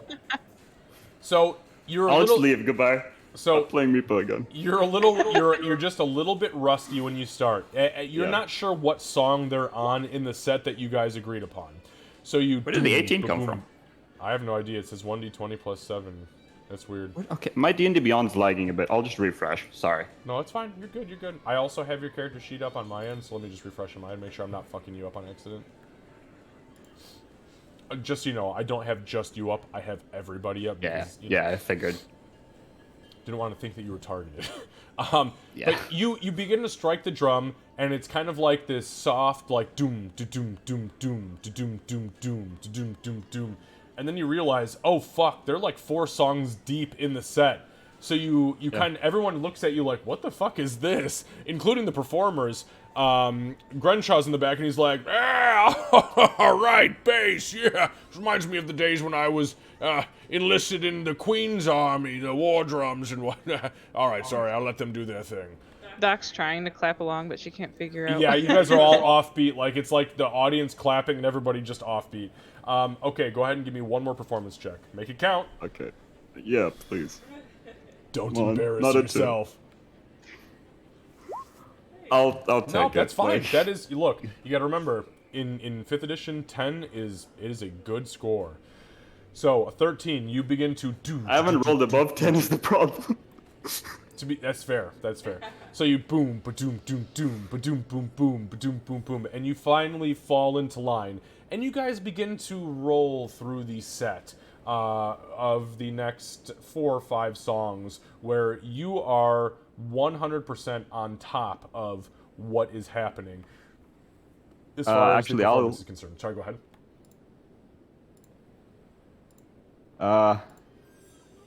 Yeah, he'll probably do it, because he's the type of person to do this. I'm gonna use enthralling performance. Okay, give me one moment.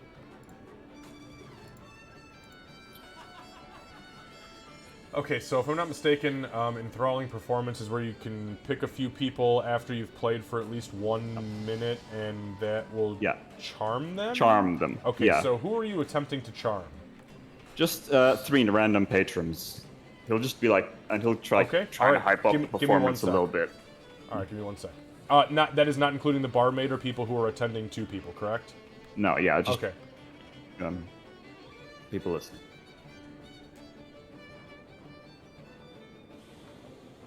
I'm sorry, you said it was 3, correct? Yeah, it's 3. 2, 3, 4. That's 1, 2, 3, 4. I need Ree and Meepo to make a wisdom saving boy. throw, please. You're charming yourself. I'm charming myself. All right. Wisdom save. Yes. Wisdom. I believe it was a wisdom saving throw, correct? Yes, it is a wisdom set. Okay. I think so. Not my strong suit. Not mine either. And what is the save Actually, I'm not versus? bad at it. It is 13. 13. Okay, so definitely one of the patrons absolutely 100% fails. So we're gonna go ahead and call him Charmed. 2 of them do. Uh-oh. Fails. I rolled a natural one. Those are Oh no, garbage. all 3 of them. Holy shit, this is my fucking jam! Yeah. So the way this reads is that you're charmed for 1 hour, An hour, or until it yeah. takes, or until you take damage or attack it, or yada yada yada. So with that being said, though, while you are charmed, you cannot attack the charmer or target them with harmful abilities or effects. Charmer has advantage on interacting socially with the charmed creature. So as you begin to drum out your performance, you see people beginning to all look towards you like, holy shit, this guy's really got it together.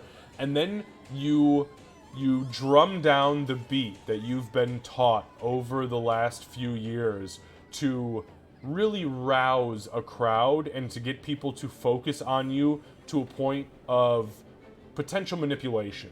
And you see at least God. 3 of them, the ones that I have targeted on the map here that you can see, all look at you. Meepo looks up at you with wide eyes because he's never heard a drum before. Ree looks over at you like, oh fuck, this is something I've never experienced before. And then this random half-elven guy back here looks over at you, and you see him, he puts his hair up in like a top knot, and he just kind of looks at you and he's like, I mean, all 3 of their eyes are just, glued to you, glazed over. How do you proceed? And how does everybody proceed? Like, as a pause, there's a little slight pause in the music for tension. Right before he hits his drum again, he'll go, Please enjoy it to your heart's content. "Try and buy some more meat pies. Maybe one for me after." And then he'll snap. And you see the half-elf immediately start digging through his coin purse, and he's like, oh fuck, I've only got 4 silver. Give me the purse. What? Give me the purse. The whole purse? Yeah, the whole fucking purse. Why? Because I need to buy more meat pie. Here is some money for another meat pie. She'll give you enough because she remembers you're saying you're not good with money. The half-elven guy kind of stands up and walks over and he says, can you get the meat pie here? Here's 2 silver. And he slaps it on the table and he says, this guy deserves it. Look at him, he's hungry. Oh, yeah, absolutely, yeah. More, all the meat pies. Meat All pies the for everyone. At this point, Grenshaw is looking around. He's like, he literally says, "What in the fuck is happening right now?" I'll hand Shut over. up and give me the meat pie. Since I. All right, you heard it. Your 15-minute break is over, sweetheart. Get these people some fucking meat pies. By the way, if we're out of meat, kill the horse. Meat pies. And she gets up and she's like, "Oh, Grenshaw." Best tavern keeper ever. So it'd be. There's 8 people in here right now. Is that correct? There is 1, 2, 3, Including the 4, bard? 5, 6, 7, 8, 9, 10, including the bard, plus 3 gnomes that I don't have on the map, and I apologize. Right. Okay. So yeah. then I'll give the 13 silver, or no, I guess it'd be 11 because the other guy gave 2. Correct. So I'll give the 11 silver Perfect. to Ree You- so you- she doesn't have a tantrum. And Meepo's just kind of like looking at you guys, I would assume, kind of like, Meepo having no money. Absolutely, yeah. But I like this guy, and I like meat pie, so... Okay, so you go up and you pay Grenshaw the silver, and he's already ordered the meat pies, and within the next probably 10 minutes or so, which is the tail end of the set, for all intents and purposes, the meat pie platters come out, and he begins to provide meat pies for everybody. And the gnomes finish the set, and at this point, give me 1 second, Lucy.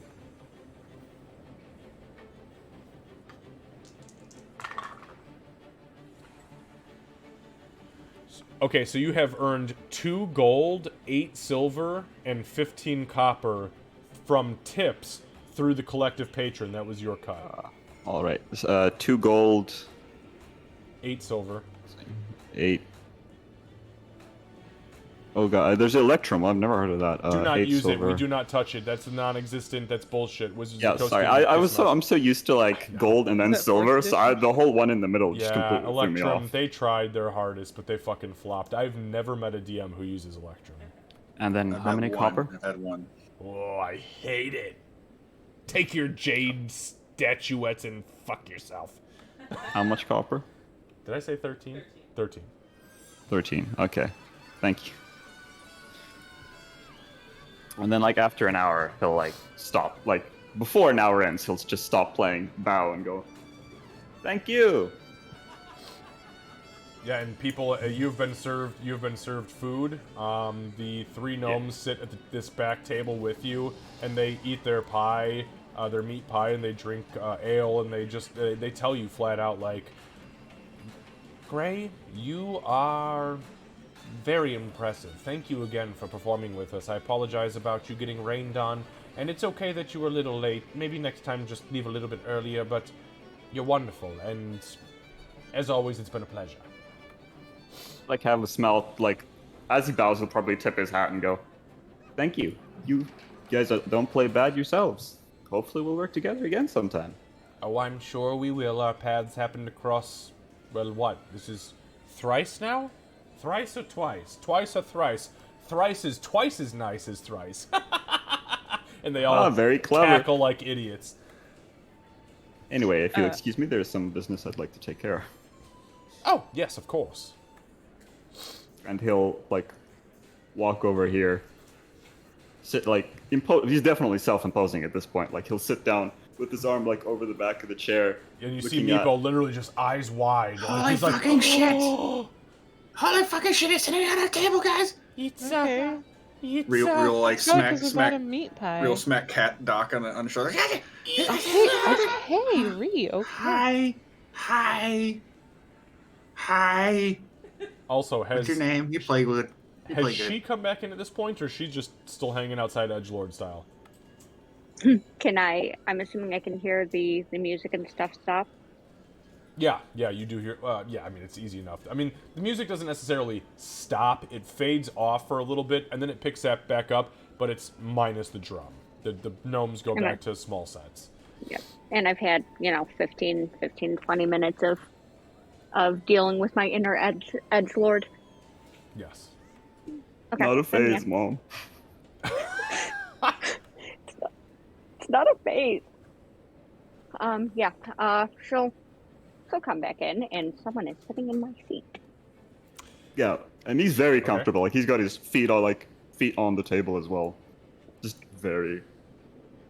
And he'll say, Well, this has got to be the strangest party I've ever seen. We got ourselves. "What are you?" And he'll look towards Meepo. I guess I'll answer for myself. Having a conversation with yourself. Yeah. This will show you the professionalism and perfectionism of Lucy, by the way. So Moon he'll Knight, he'll kind of yeah. So he'll move over to Meepo and go, Meepo is Meepo. You play really well. Here, have this. and he'll like shove the like remaining piece of pie over to him, and he'll look at it, look disgusted for a second, and then go, "Thank you, little friend," and then eat it. Can't be picky. That kind of gets a positive look from Doc.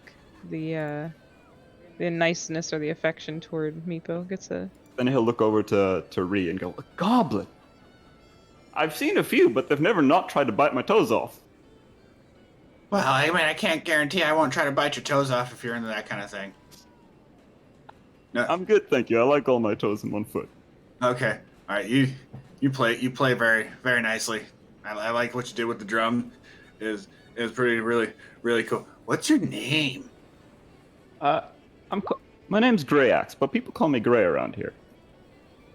Gray. Gray, yes, like the color, Understood. like Yeah. the sky currently, though it's dark, I guess. It's black right now. That's all I say. Clouds are gray. Where do you hail from, Gray? I've traveled around a bit of here, a bit of there. Used to be part of an old traveling troupe, performers. What about yourselves? You don't see a lot of people like you around here. Like us collectively or like me? Why not all of you? I'm a bard. I enjoy stories as much as the next man, if not more. I'm just a retired surgeon. I'm a retired rat catcher. I've never heard that position before, but I suppose someone's got to fill it. And I get after like Doc says her thing, he'll take out a letter, slip over, and go, "You and I both know you're a little bit more than a retired surgeon," and then slip back into his comfortableness.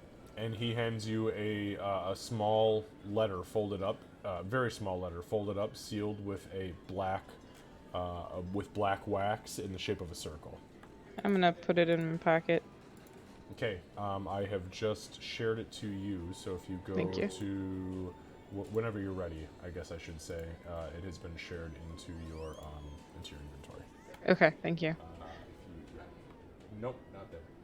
Yep. Moreover. So when did she come in? Like, exactly, I guess, time-wise. Yeah, I guess. Did she come in just after I sat down, or? Candace is about to go. I'll say GM's discretion. Sorry, give me 1 second here, you guys. We'll say like, so after you so the music stopped. She said she was coming in after the music stopped. You ate your pie with the gnome, so she probably came in. Yeah, it was probably like right after all of that subsided. So we'll say like you sat down 4 or 5 beats, and then she came in. Okay, and he'll give a glance over to her and go, "So is the half orc part of y'all, or Yeah, she's. or is she just naturally broody?" Well, she is naturally broody. Yeah, but definitely naturally she's both. broody. She's also part of our crew. All right. see. Now click.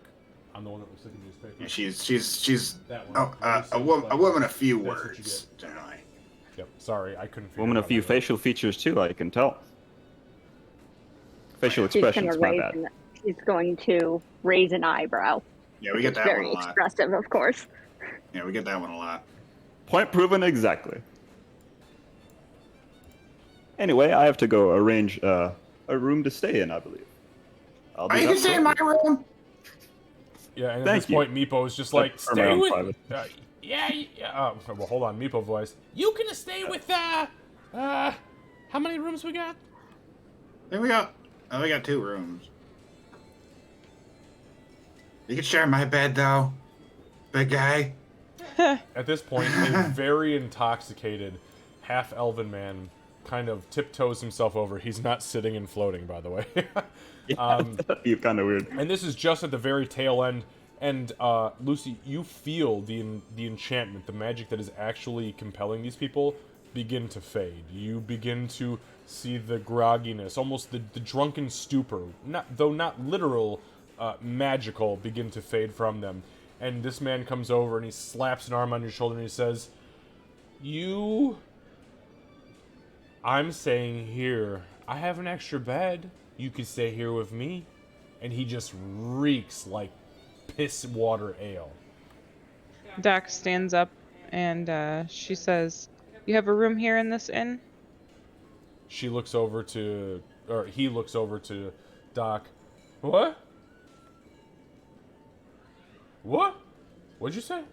Do you have a room in this inn? Yeah. But it's got 2 beds and only one me. And he... My goodness, look at your hair. You are Right? Isn't it amazing? beautiful. It's Doc currently pats- soaking wet. Doc pats her seat and Oh, says, better. "Have a seat." And then she steps outside. And make a persuasion check. With disadvantage, because he is charmed by somebody else. That's still pretty fucking good. The drunk asshole comes over and sits down. And he's kind of plops himself down, and he kind of slouches back in the chair, and he's just like, That was very nice of that lady to do that. At that point, I'm gonna step outside and I'm gonna look around and make sure I wasn't followed specifically by she. I want to read that letter. Specifically by she? No, you were not. Okay. Okay, so as things are going on over here while she reads the letter, he'll probably talk to Reed because you can tell Meeple's kind of not there. Because you don't want to talk to yourself. I don't want to talk himself. Yeah, basically. Call it what it is. Let's call it what it is. Yeah. Called out. So how many rooms do you have? We got two rooms? Right, we got 2 rooms. I think it was. Yes, there was 2 rooms. 2 rooms and like 2 rooms like with 2 2 beds. beds each. Yeah, we got 2 rooms. We got a couple baths too. I don't think. You did have the extra bath token. Yeah, I got an extra bath token. You want my extra bath token? I'm not gonna use it, probably. Tell you what, I'll take it and I'll think on it. And Okay. he's gonna Yeah. definitely take it. Yeah. Yeah. Here you go, buddy. Here you go. Yeah. Okay, so yeah, you take And then- what was Bofer's bath token. Bath token. Yep. And he'll probably go over to the other guy and go, "Sir, you are a fine gentleman, and I appreciate the offer. But you should really be asking this of a lady friend, don't you think?" And then He looks at you kind of cockeyed and he says, "How dare you assume..." Wait a minute. Did my wife tell you something? maybe. Make a Or it doesn't- make a deception check. Absolutely. With advantage. Please roll higher than- with advantage because he is fucking charmed.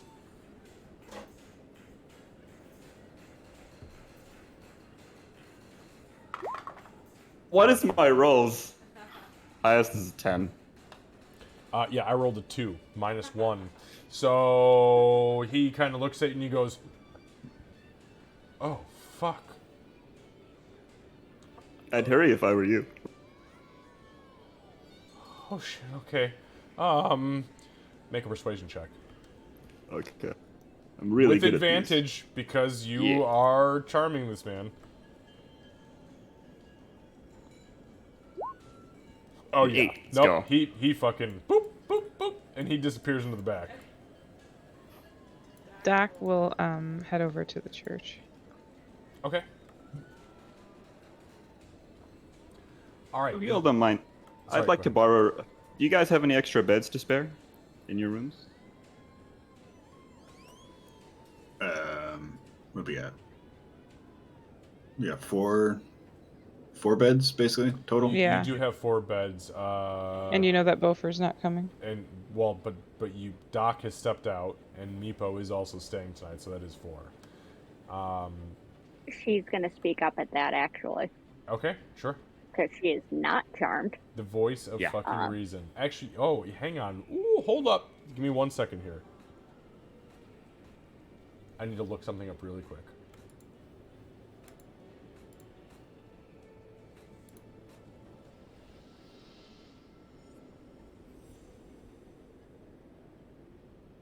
Yeah, that's what I thought. Okay, give me an insight check. Okay.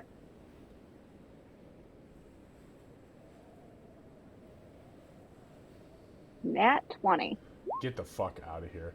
So, the reason you got that is because your passive insight was high enough to beat what would proc a check to see what the fuck is happening.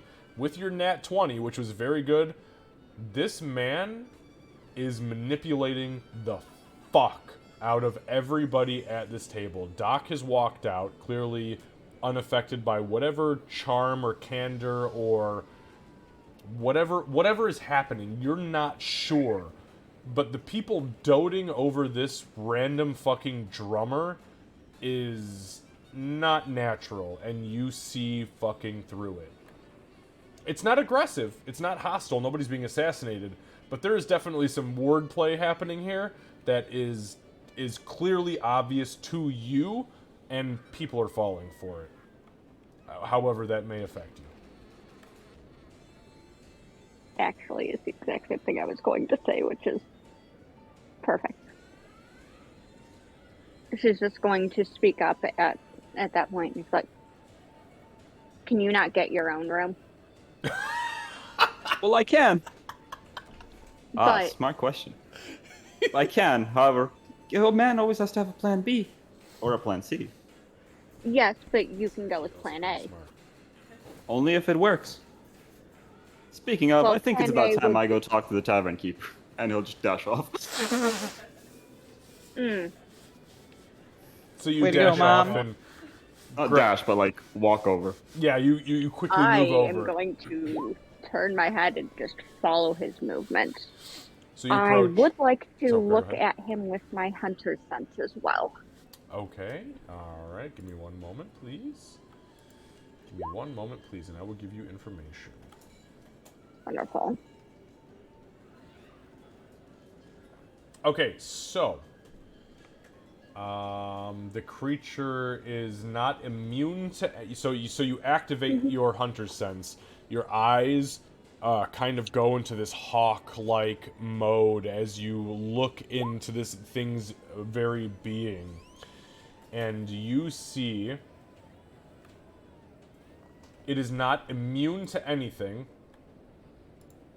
I'm resistant But to you are radiant resistant to and necrotic to and necrotic. radiant. Yep, sorry, I have all these pulled up. So he's resistant to necrotic and radiant, no vulnerabilities,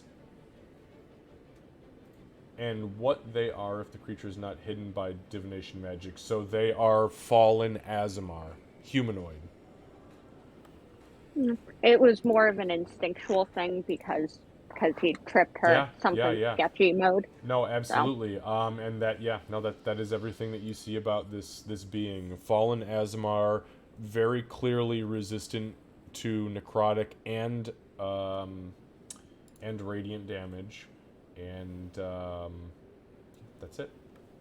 Yep, and she's going to follow his movements. She's blatantly just watching him, very neutrally unhappy, which is kind of her general. Neutrally state, unhappy. I fucking love it.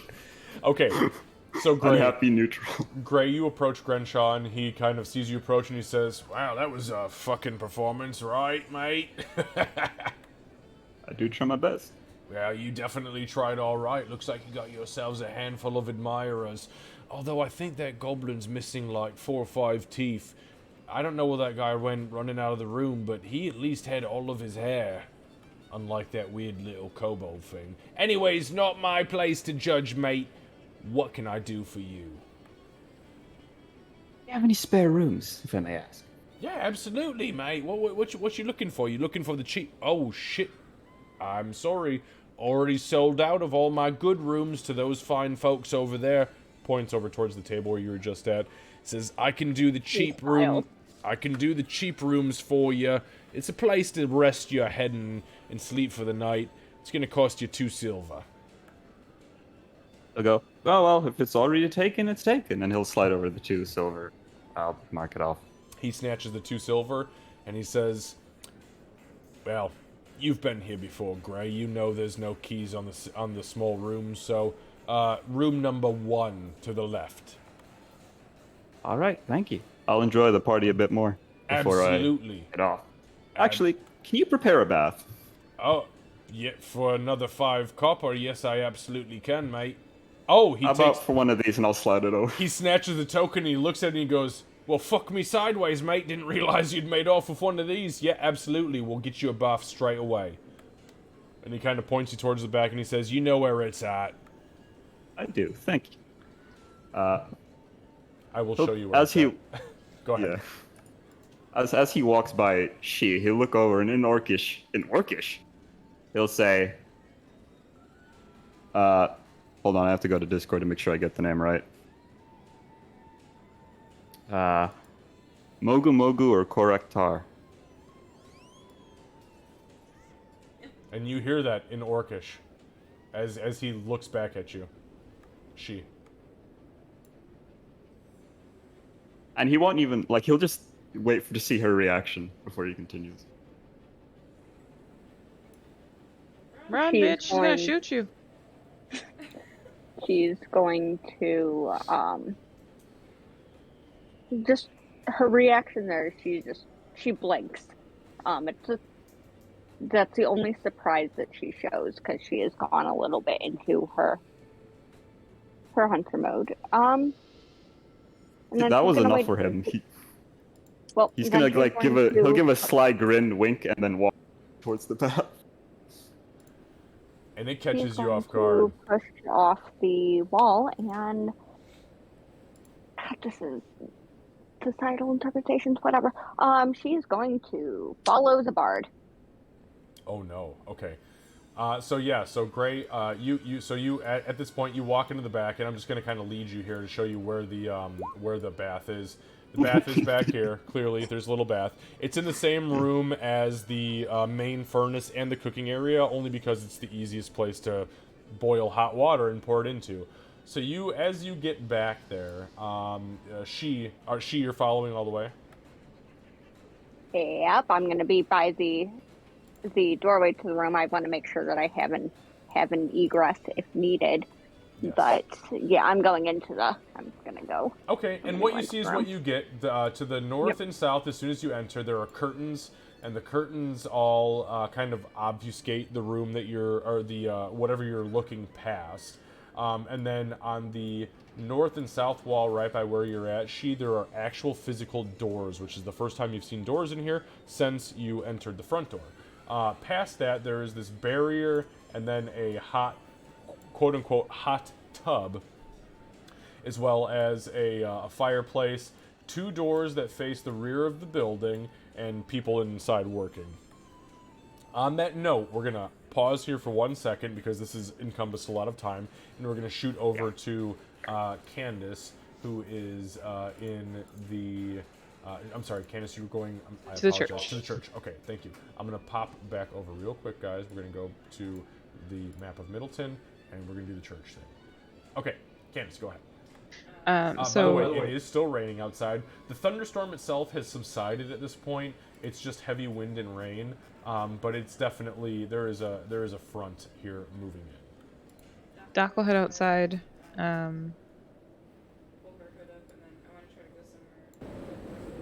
Like with an overhang or something. I want to go somewhere where I can read the letter. Okay. Yeah. I mean, it's easy enough. There's plenty of space with where you're at right now to find that. It's dark at this point, you guys. It's probably about 11:30, closing in on midnight. It's very late in the night. You've gotten very comfortable with your drinking and eating, but yeah, there's not a whole lot of people around. Even Townsguard are pretty sparse now. Would the church still be open right now if I were to go over there? With your experience, especially with churches of Palor or temples of Palor, because of Queen Marsum being the primary stakeholder in those churches, they're open 24/7 because Okay. she wants to make profit from it. So I'm gonna head over to the church then. Okay. Once I get there, I'll nod my respects. If there's an offering bowl, I'll throw a silver into Okay, it. sorry. Were you reading the letter before though? I did. Okay. Yeah. Okay. So you read the letter. Yeah. You walk over to the church. You enter. You don't see anybody in here right now, but you do hear the audible sound of snoring from in front of you, near the front of the altar where you were before. Is there an offering? There plate? is lots of offering plates. All right, I'm gonna drop a silver in one of them. Okay, go ahead and mark that off your character sheet for me. As you toss an silver into the offering plate, which is currently empty.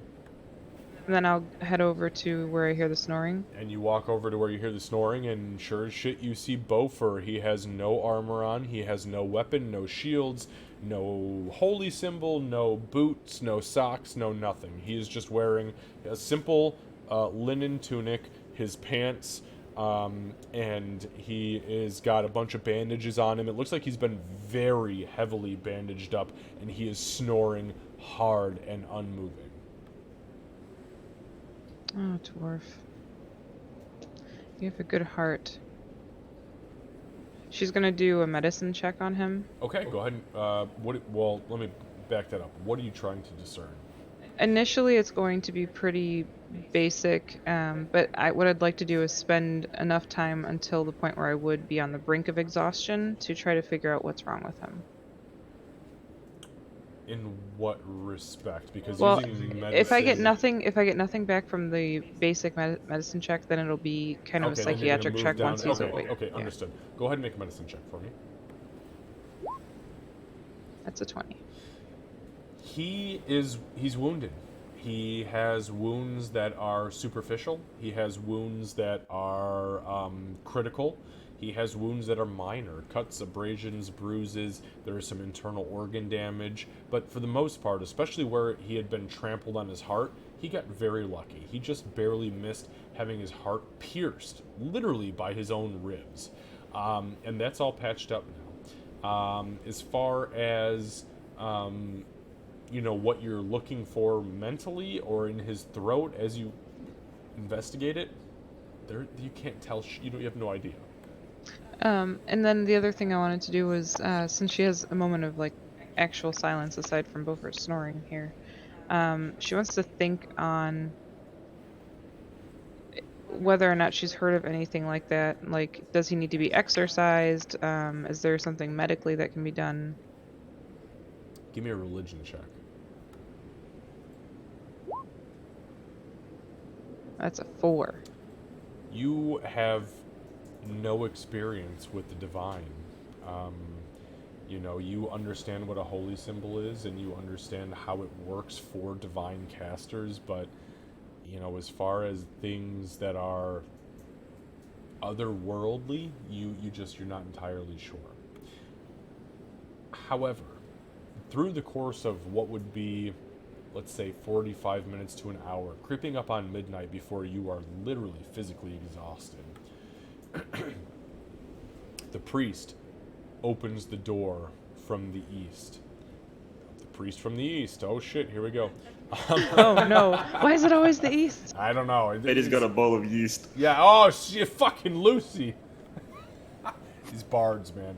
Bards, man. So he opens the door, and he's got a huge leather-bound tome in his hand, and he flips through a single page, points his finger down, and as he looks up, he looks around the room, looks at the tapestry of Palor, nods a couple times, and then looks down at you and he says, "We need to have a conversation."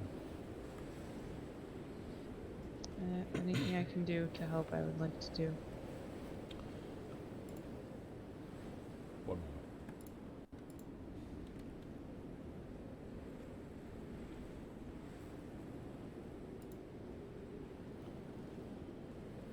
So he says, he kind of drags you over a little bit of ways from Beaufort just to give him the peace that he's currently experiencing. And he sits you down and he says,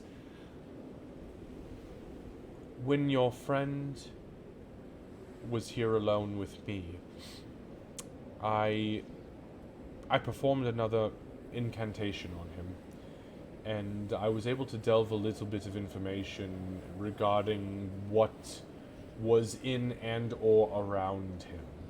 Since he's been asleep, I've performed another couple of incantations through the divine, Pela, our Lord and Son, and he's graced me with a little bit of knowledge, which I've then taken to," and he points down towards the tome, and he says, "to our book of knowledge, and I think I may know what plagues your friend." What is it? This may sound crazy, but I promise you, sweet feline, it is not outlandish, or at least it's not as outlandish as it may seem. I believe that he is being haunted by a revenant. Your friend came to me, and he told me that he left a friend for dead to burn alive in the pits of some ravine. And after that point, this friend who he's known since childhood has been haunting him, pseudo-possessing him, and controlling him ever so slightly, manipulating him, or manipulating those around him to get to him. I have a sneaking suspicion, after my ritual detected undead or an undead presence near his very being, with that information, that this mortal being, whoever it was, met a cruel and, quite frankly, undeserving fate. And they, whoever it is, clawed their way back into the world to seek revenge against the one who wronged it. And this entity feels that your friend, your sweet cleric of Moradin, has wronged it in some way. When this creature manifests, it may be spectral in form, but as far as our tomes can tell, it only hungers for revenge. Do we know how to get rid of it? You must kill it. It is a being of physical manifestation, though it may be spectral in form. Is there a way to force it to manifest? There is. There is a ritual of the Revenant that is written into the tomes of Pelorian history. Unfortunately, your friend is not a priest of Pelor, so you will need somebody to create the spell with an attachment to your friend. Contingent upon the ritual being completed, the Revenant may appear. Otherwise, your friend may be haunted for eternity. He won't be. He stops and looks down and he says, "You're right, he won't be, because the Revenant has exactly 1 year from the day it clawed its way back from the depths of the realm of the ethereal to exact its revenge before it dissipates completely into the ether. 1 year from the date of death. For the next 365 days, or whatever may be subtracted from that from this day of death, this Revenant, if I am right, which I feel I may be, though if I am wrong, I apologize and cannot be held legally in fault. I believe this Revenant will dissipate within 1 year, and if it does not, well then, that's its own situation. What else I will tell you? The Revenant will not stop its path of destruction, if this is truly a Revenant, until it has killed, until, let me repeat, so saith the Tome of Pelor, it, being the Revenant, has killed its adversary, your friend. Your friend cannot be masked by divination magic. He cannot be kept quiet by the illusory magic of the gnomes of Hobbleton or the great towers of Sindrian. This thing will hunt him down. It will find him. It will destroy him from the inside out, and it will excuse me, Pelor, I almost said it again. It will destroy his friends to get to him, to exact its revenge. To create that spell, do you know who I could speak to about creating a spell with the attachment to Beaufort? There is a master in the city of Helmcar, the dwarven port city to the north. He may be able to help you seek out the High Priest Durger Battlehammer of the Temple of Moradin in Helmcar. Unfortunately, the Pelorian priests who were stationed here via Port Whelan are not strong enough to manifest that sort of ritual. Okay. What I will also tell you is that if you plan on defeating this creature, do not think that he or she or they will go lightly. They will come for you. I promise you that. They will come at you full force, and they will come at you relentlessly. But if you can call this creature out of its hiding from the ethereal into the material, you may be able to slay it. And if you do, you might be able to free your friend. But let me tell you something else, Tabaxi. There is a small indentation at the bottom of my tome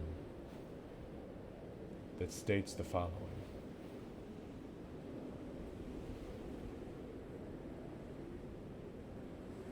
If the adversary dies, or if the Revenant fails to kill its adversary before its time runs out, it will crumble to dust and fade away to the afterlife.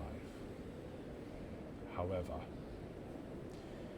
if the adversary manages to defeat the Revenant in combat justly,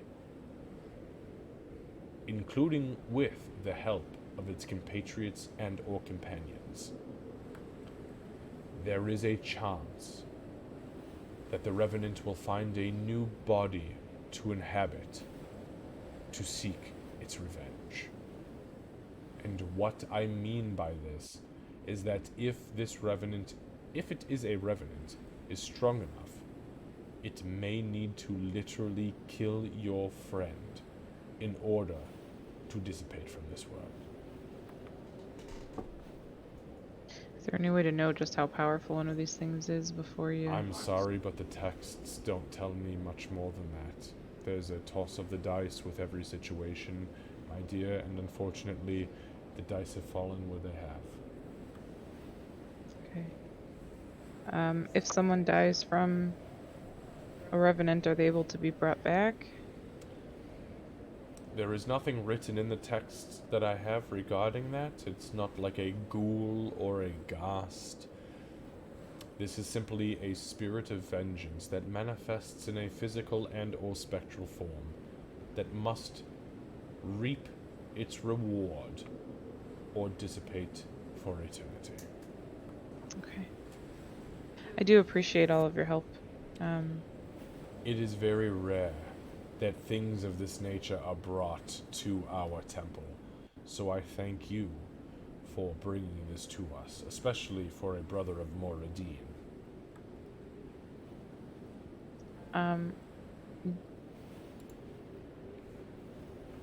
Is he good to stay here? May I be candid with you? Mm-hmm. No, he is not. I sensed an undead presence within 30 or 40 feet of us. I've had one of my fellow acolytes cast the incantation twice since then, and it seems to be hovering over his body, though we cannot see it.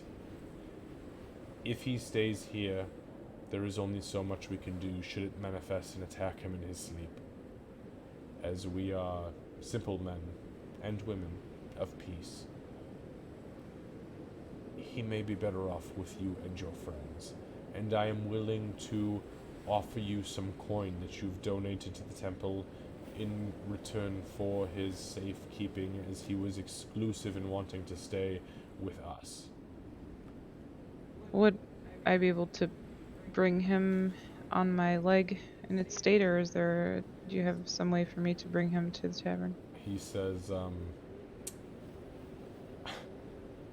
I have something for you that may allow you to bring him there for the time being, temporarily, if you're interested. Sure.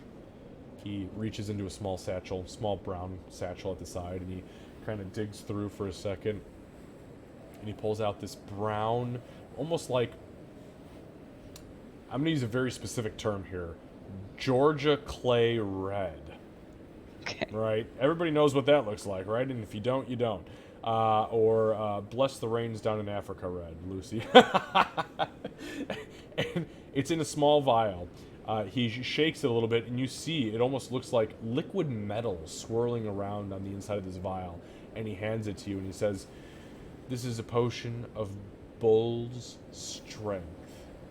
It will allow you to heft him, though only for a couple of minutes, and bring him to where he needs to be for him to be well protected for the evening." Okay.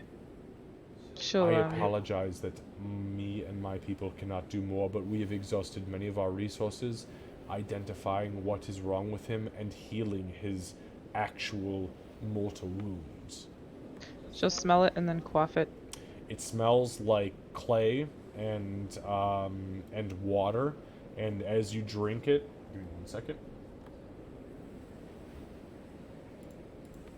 Strong like Ree.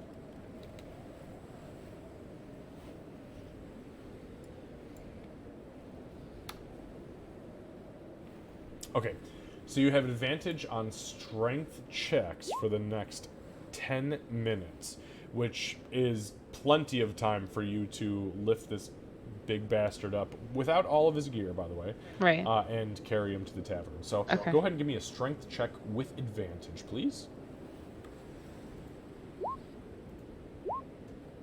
Nat 20. Nice. You hoist him up over your shoulder, and as you drink it, you're kind of like, oh, this is fucking gross. You kind of like stick your cat tongue into the vial and kind of do a little swirl thing, and as you kind of take it all in, your muscles, you literally are just, it's like taking a shot glass worth of, like, bear steroids. You shoot it, and you're just like, and you're like, what the fuck? And he's like, go, you've only got 10 minutes. And you grab him and just throw him over your shoulder, and him just the whole time.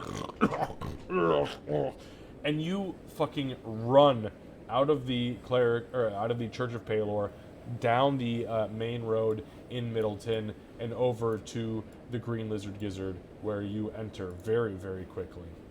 Yeah, I'll go up to room 6, and as I'm passing by... Give me 1 second, I'll just go ahead and reveal this really quick. Sure.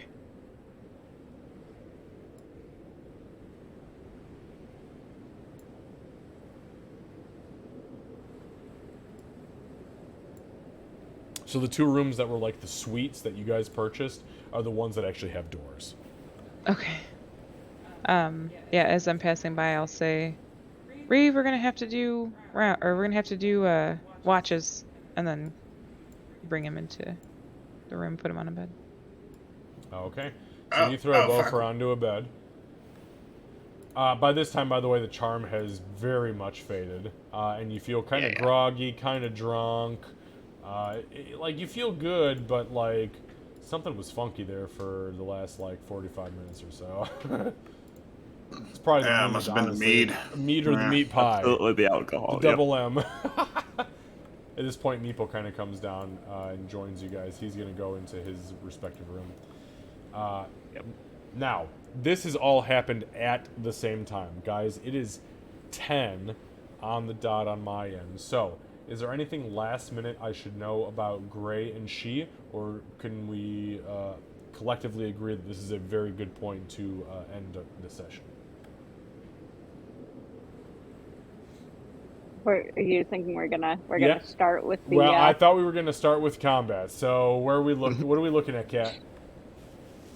I am totally cool with. You're with my wild saving card, that so I for- gotta ask you. Well, I'm not gonna shoot him right out. That's not. No, much you're gonna fun. shoot him through the screen because that's way more convenient. I mean, yeah. All of a possibly, sudden, probably. Gray's like, it costs extra to watch. Right? I Oh was god. thinking of that. Yep. Yeah. So okay, Yeah. we'll go ahead and stop here for tonight. Beaufort, I just want to say, Boo Boo, I am so sorry that you did not get to interact as much as you did tonight. When you made the choice to just go straight to sleep with that, it kind of put you on the back burner. But thank you very much for hanging out and listening to everything that happened. But know that obviously next week, as things progress, you'll be back in the thick of it, and you will still gain all the experience that everybody else had. There will be nothing kept from you. So. Yeah, we have a theme song now too. Waiting is definitely worth the what are they called? The metal potions. The ones that can make me sleep. Oh yes, absolutely. No, you're right, especially right now. Once we get rid of this, whatever the fuck it is. Okay. So with that being said, does anybody have any last minute questions or last minute comments before we bail? All right. Damn it, Boo Boo. I was reading a message cantrip for the exact phrase. Honestly, I thought that you were like gonna leave or something like that. I'm like, no. Oh no, not that easy. Oh, no. Can't get rid of me that easily. Come on. Not, nope, absolutely That's not. pretty the same. All right, guys. We still got everybody back in place, and just so you know, this was a mutual decision. Just like so, we're all clear. I know we talked a couple weeks ago, like, hey, this is your last chance to switch characters if you want to, but there was a legitimate, and Lucy brought it to my attention, a legitimate shift in the way that Bofer and she were interacting and behaving based on where they were initially compared to Meepo's mental state. And it did totally make sense for this alteration to happen. Lucy is also well aware that that was the one shot. So if you don't like it now, Yeah. that's it. But yeah, this made total sense as far as Meepo was concerned. Also, for the record, I created Meepo. Lucy played Meepo, but I did write that character. I also created the class, and that is not necessarily what somebody who's going to play a full campaign would want to play. So I think Ray's going to be a good fucking addition. Hopefully. Maybe not. I mean, shit, we'll see. I've caused enough trouble already. You have caused enough trouble and not been seen except by one person, and that's all that matters. Alright, guys, we'll go ahead and bail for here tonight then, and we'll see you guys next week on Sunday, and we'll be in contact through the week, especially me and you, Lucy, and me and you, Kat, as we have things to discuss. Actually, and me and you, Bofer. Sorry, Doc and Ree. All Not good. gonna lie, Yeah. I kind of want one of these 8-hour sleep potions in real life. No shit, right? Especially since it's like, Yeah. what, 5 in the morning your time? It's Called 4. liquid Oh melatonin. my god, terrible. All right, guys, have a fantastic evening and or day, Lucy, and happy Easter, everybody. Hey, happy Easter. All right, we'll see you guys later. Night, everybody. Thanks. Bye-bye. Thanks, guys. All right, guys, hang out with me for just a moment. We're gonna find somebody to raid. Is there anybody else raiding? Oh, there's Hex. We're gonna do Hex. We haven't been in Hex's stream in a minute, so. All right, here we go. We're gonna / RAID XEXLELICH.